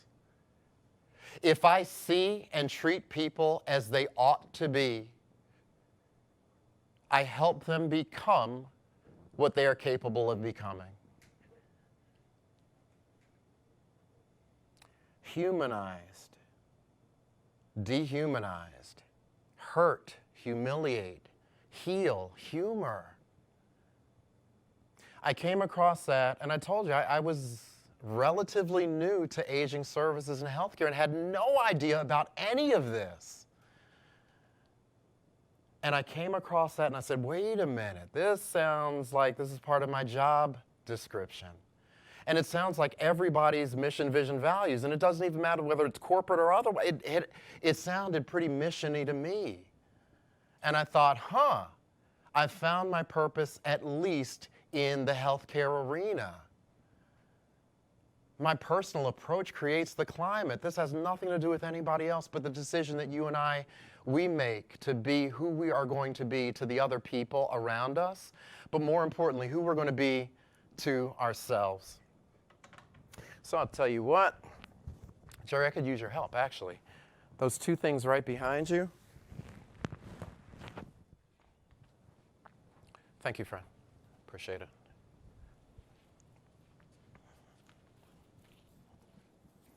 All right, I travel with these because you never know when it's time to break out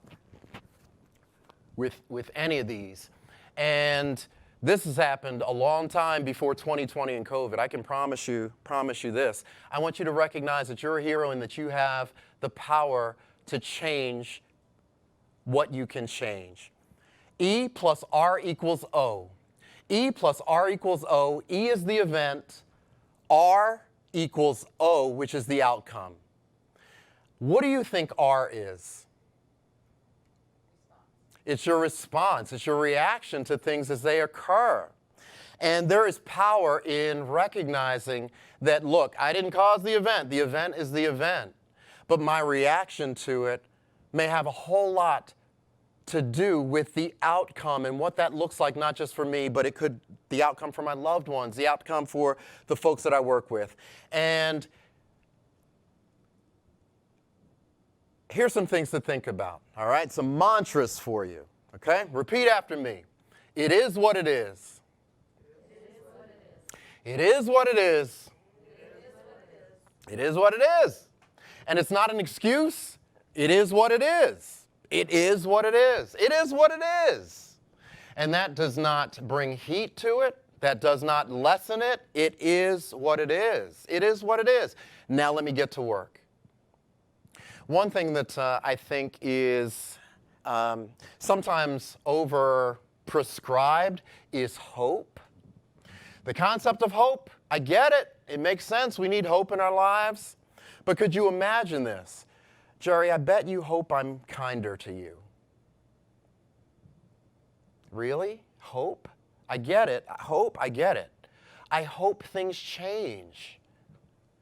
I hope things get better. I understand hope. I just don't want us to hope more than we're willing to work for it and make it different, to make it better. I'm not going to hope better. So it is what it is. How about this one? I'm the boss of me. Oh, do me a favor. Put some stink on it. I'm the boss of me. I'm the boss of me. That also goes with nobody offends me without my permission. Nobody offends me without my permission. Could you imagine if 9 out of 10 of our colleagues in our buildings and in our world right now did not turn themselves over to, I can't believe you embarrassed me. I can't believe, what's the matter with you? And instead, we recognize what we could actually impact and control by way of the power that we have inside of us.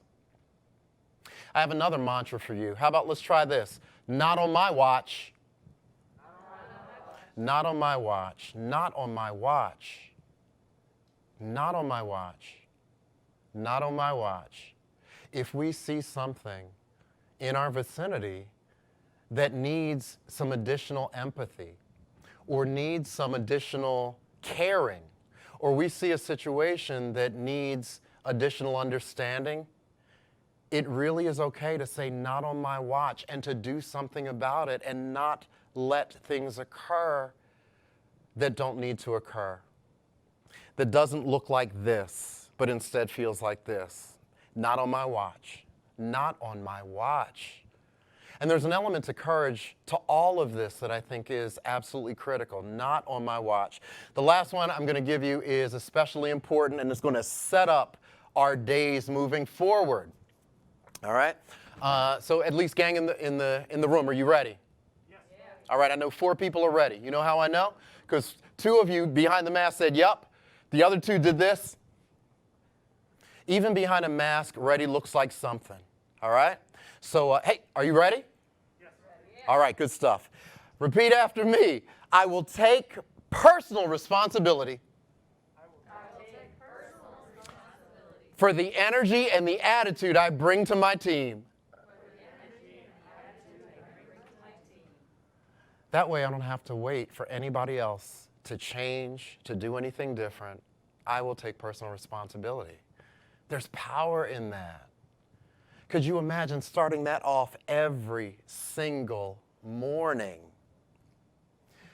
Imagine that as the daily routine.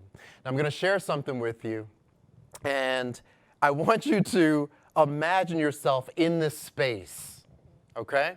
And my guess is there's going to be a visceral reaction.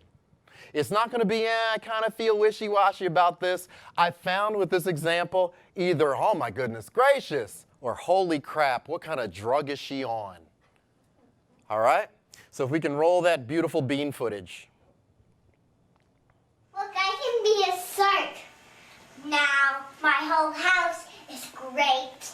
I can do anything good. I like my school. I like anything. I like my dad. I like my cousins. I like my aunts. I like my Allisons. I like my mom. I like my sisters. I like my dad. I like my hair. I like my haircuts. I like my pajamas. I like my stuff. I like my rooms. I like my whole house. My whole house is great. I can do anything good. Yeah. I can do Are you kidding me? Good. Better than anyone. Better than anyone. What?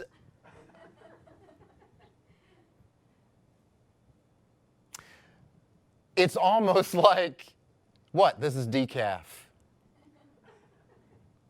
It's almost like going into your coffee shop, somebody asking you how you are. I'm absolutely amazing. Either it's going to be, I'm right with you, I'm amazing too, it's a small club, or what kind of drug are you on? But I wonder about your morning routine.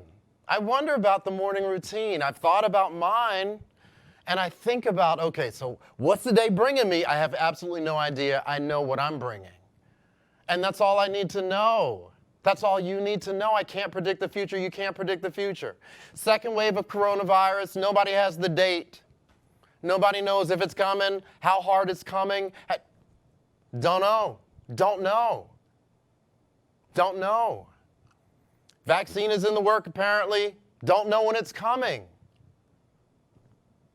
No idea. In the meantime, I want us to get a hold of our purpose. What should we be doing? Could you imagine this? Everybody in this room, all of a sudden, as soon as we get up out of bed, first floor hits the foot. Thank. Second one, you. Thank you. How about this? I'm ready. I'm ready. I'm ready. I don't even need to tell the world how I'm feeling today, because there's some days that I just can't muster amazing because of whatever is going on. But I'll tell you what, you want me to tell you that I'm ready, yes? Ask me how I am. How are you? Oh my gosh, if I was any better, Julie, I'd be you. Tell me your name. Sarah. Sarah, ask me how I am. How you doing? I woke up this morning, I've been celebrating ever since. Huh. Let's see. Ask me how I am. Oh, tell me your name. I'm Molly. Hey, Molly. Ask me how I am. How are you doing? Molly, I'm as excited as a husky kid at a pie eating contest. What? There's so many ways to start our day. And thank goodness you and I, we have the choice as to how that's going to happen. Ask me how I am. How are you? Yeah, I'm awesome. Ask me how I am. I'm better now that we've connected again, and I'm grateful. I have a colleague ask me how I am. Blessed by the best and highly favored. And that wasn't even in my list, but because I hear him say it whenever he's asked. Do you know how many things we can share beyond same crap, different day? Same crap, different toilet.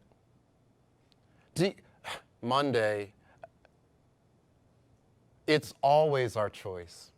And even in thinking about the award for a sister that admonished the IT guy for the 12 o'clock shutdown, that gratitude thing, it's in happiness studies. People have studied how to be more happy.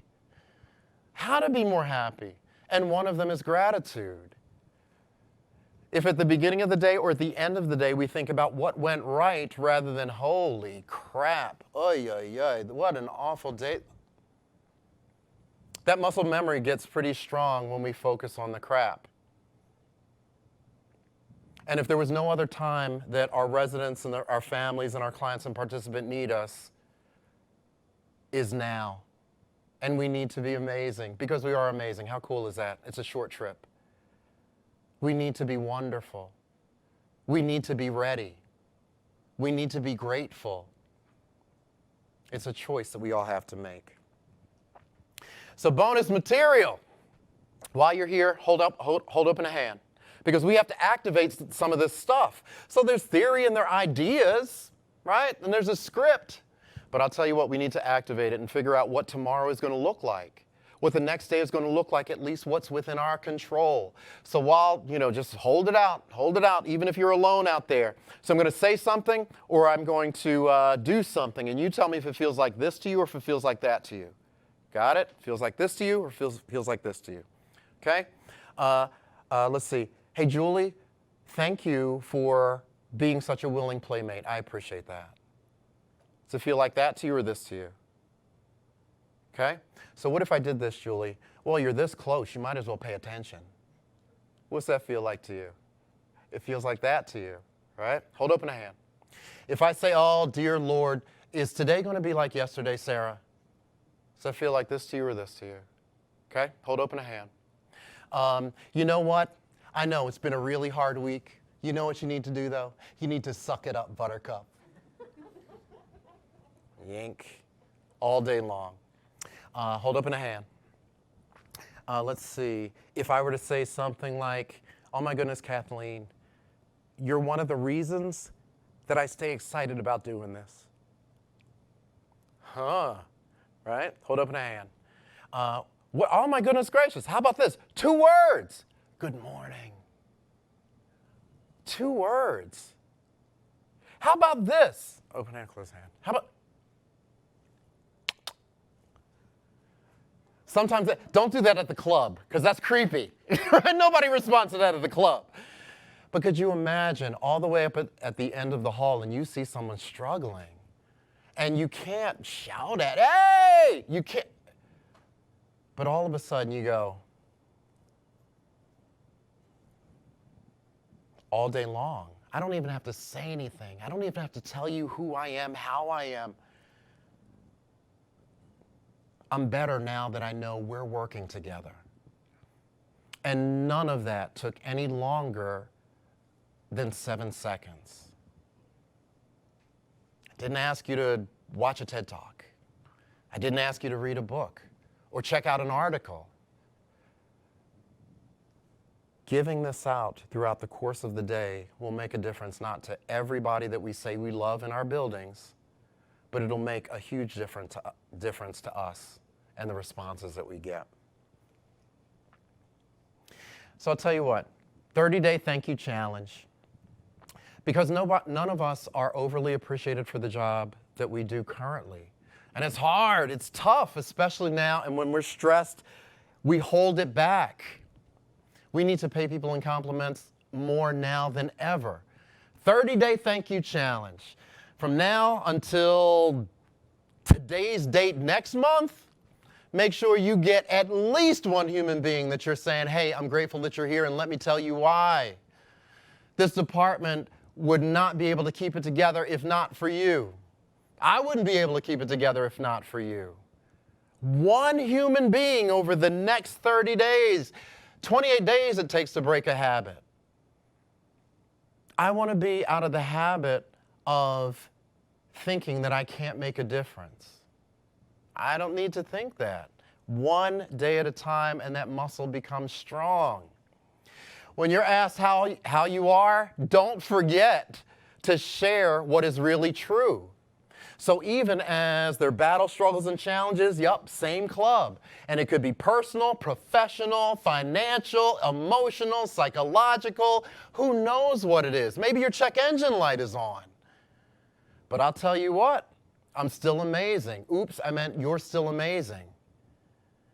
You were never defined by a yard sign. Are you kidding me? And everybody around you needs to hear that and needs to be supported as well. I don't want you to spend any more time complaining about anything. Remember, E plus R equals O. The event is the event. It is what it is. Oh, and by the way, has complaining ever solved anything that we have ever had to battle in our lives before? Complaining has never solved anything. Own one of those daily mantras. I will take personal responsibility for the energy and the effort that I'm bringing to my team members. Nobody else is responsible for our happiness or my sadness. Own a mantra.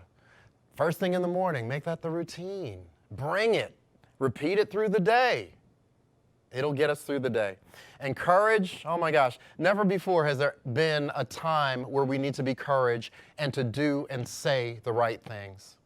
And hold other people accountable for doing and saying the right things in the building, especially when we're squeezed. Courage. If I could figure out how to market a courage pill, no one would ever leave our buildings because we'd say what we needed to say. Not on my watch. We'd all stand up. I'll leave you with two quotes. The first is, maybe you know Marianne Williamson. Is anybody familiar with Marianne Williamson? She was one of the earlier presidential candidates, but she was an author and a spiritual writer before just thinking about politics. And this was another thing that I read and thought, oh, I need to hold on to this. All right, so I don't know where you are with your faith walk, if there is a walk, but you'll get it. You'll get it. You'll make this work. Our deepest fear is not that we are inadequate. Our deepest fear is that we are powerful beyond measure. It is our light, not our darkness, that most frightens us. We ask ourselves, who am I to be brilliant, gorgeous, talented, and fabulous? Actually, who are you not to be? You're a child of God. Your playing small does not serve the world. There is nothing enlightened about your shrinking so other people won't feel insecure around you. We were born to make manifest glory. It is not just in some of us, it is in all of us. And when we let our own light shine, we unconsciously give people permission to do the same. When we are liberated from our own fear, our presence automatically liberates others. And it has nothing to do with your personality. It has nothing to do with where you were born. It has nothing to do with your age. It has nothing to do with whatever side of the track. It has nothing to do with religion. It has nothing to do with ethnicity. It has nothing to do with any of those things that currently we're reminded make the biggest difference of who's better and who's not better, who's equal and who's not equal. Could you imagine if every one of us walked around saying, you know what, how you doing today? Oh my goodness gracious, there has been no one like me. And then you didn't get that, whoa, well. Could you imagine that? And it's always our choice. The last one I'll give you is about courage, because I mentioned it has nothing to do with personality. Courage isn't about personality. Courage is about heart. Courage is about not on my watch. So the saying goes, courage doesn't always roar like a lion. Sometimes courage is the quiet voice at the end of the day saying, I'll try again tomorrow. I'm really, really grateful to be back with you all. It helps me fulfill purpose, recognize purpose. I always want to be of use. And please feel free to call whenever there's need. Thank you so much.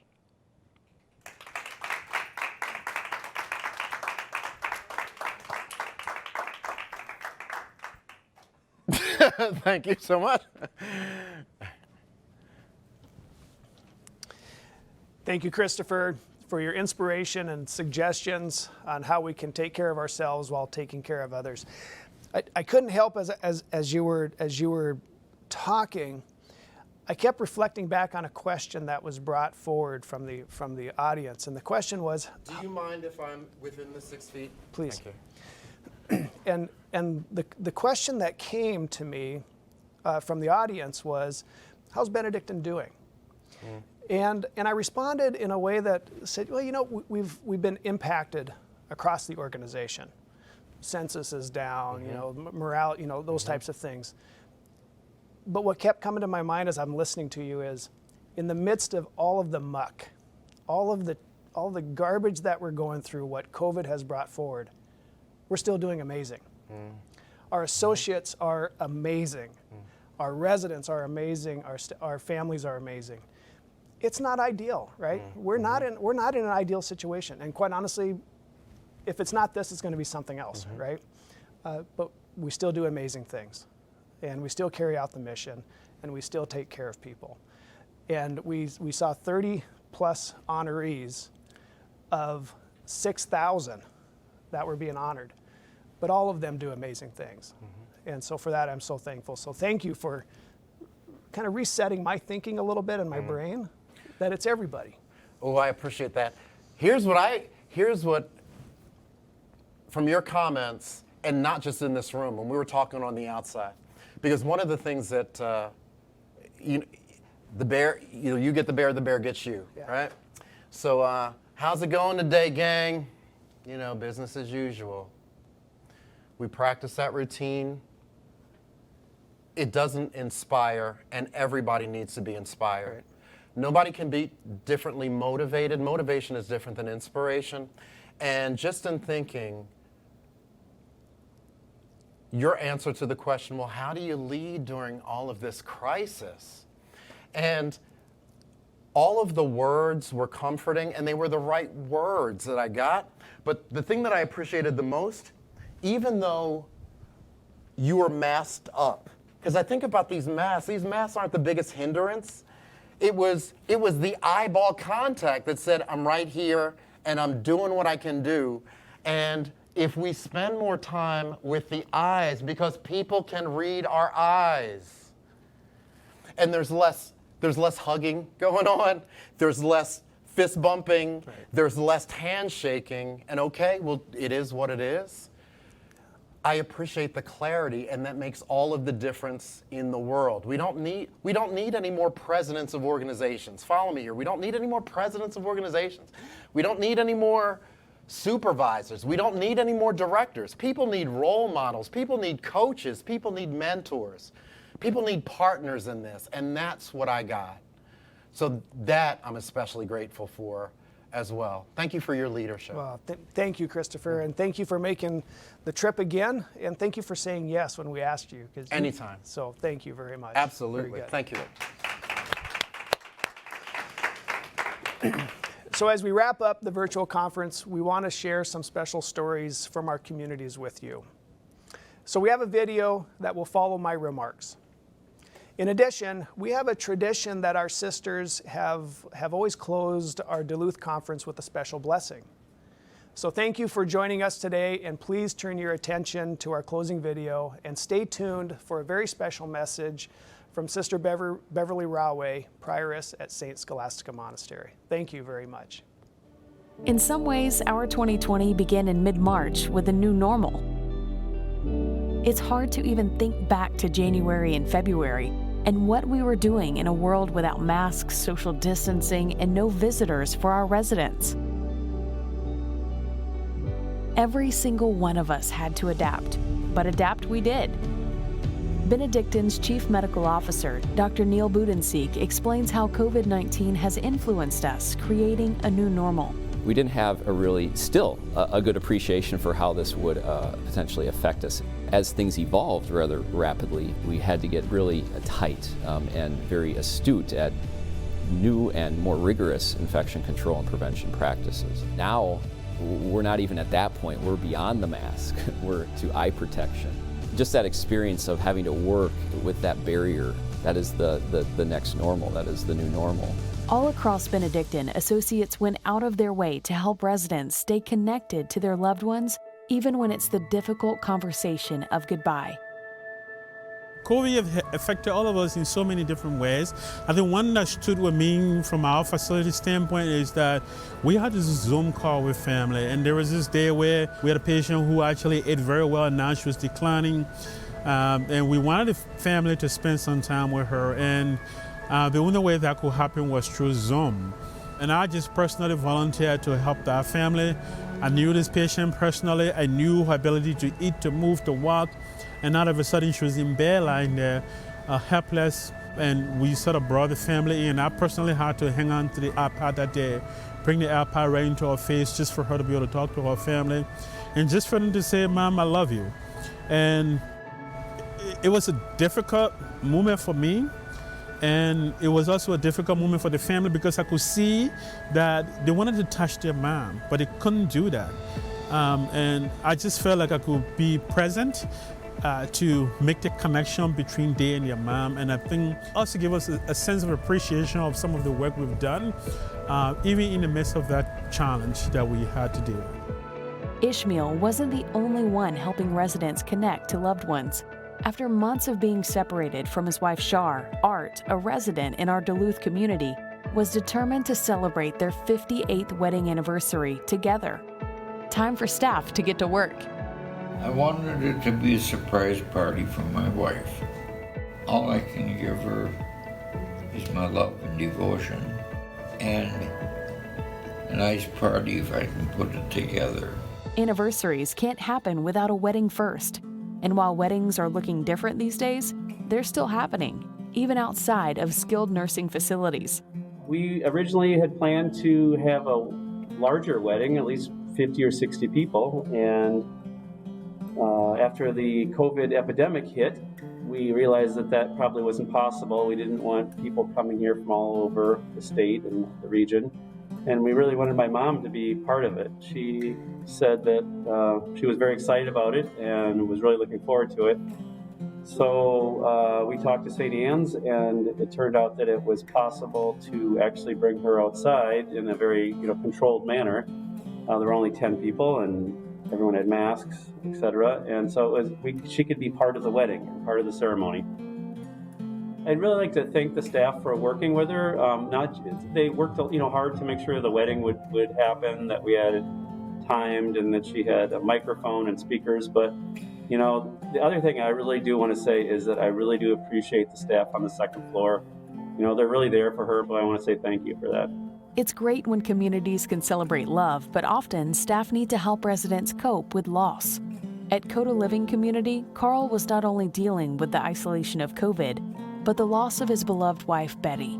Bobby Joe, the director of nursing at Koda Living Community, had an idea of how to help Carl. Carl Hansen, he lived in our long-term care unit, and what was wonderful was his wife also lived in the same unit as him. When Carl had his wife pass away, that was a new experience, and also COVID-19 took a lot of things away from him too.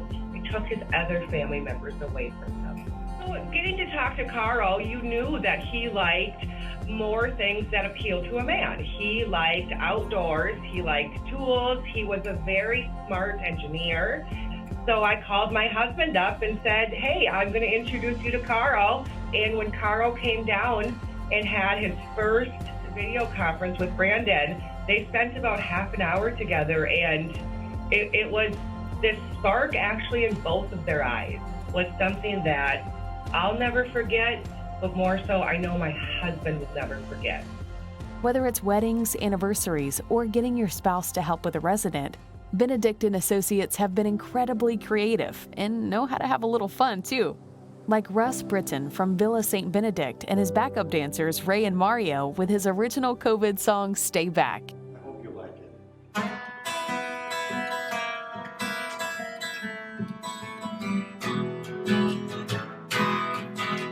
Well, all the residents of Villa St. Ben's need to heed the evidence word. Though it breaks their heart to keep them apart, it's a lesson that we've all learned. Stay back, stay back, stay back at least 6 feet away. Stay back.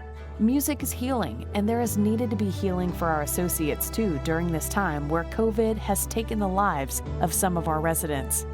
Nazareth Spiritual Care Director Angie Vorhold-Wilsey created a hall of remembrance and a quiet room during the COVID outbreak to help staff cope with the stress and loss. Nazareth is an awesome place to be, and I think all the staff members that are called to work here help make it happen. We want the best for the residents that come to us for care, and I have seen so many staff members be so creative in meeting the needs and addressing the concerns, especially of the staff, but of the families as well. As we move forward, what does the future hold? What is our new normal? We may not know the answers to those questions, but we know who we are and what we are. We are strong. We are connected. We are fun.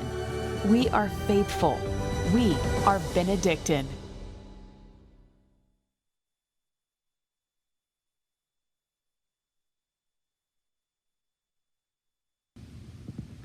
Hello.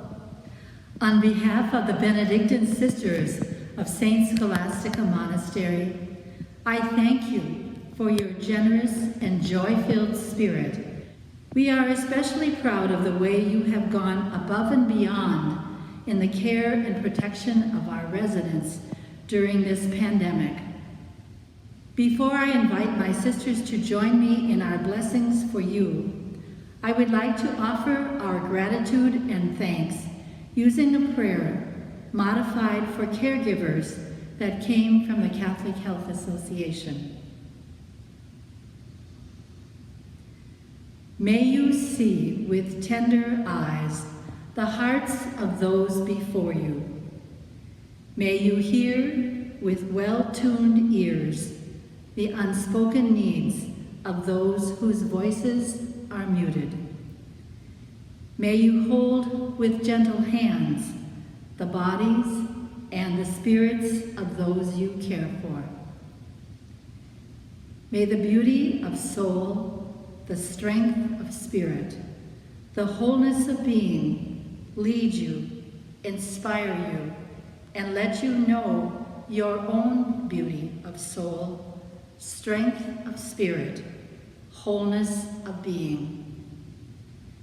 May you know that as you care for others, God cares for you, sees you, and holds you tenderly. And as we celebrate the year of peacemaking, may peace dwell in your hearts and radiate out to all whose lives you touch. We ask this through Christ our Lord, and in the power of the Holy Spirit. Amen.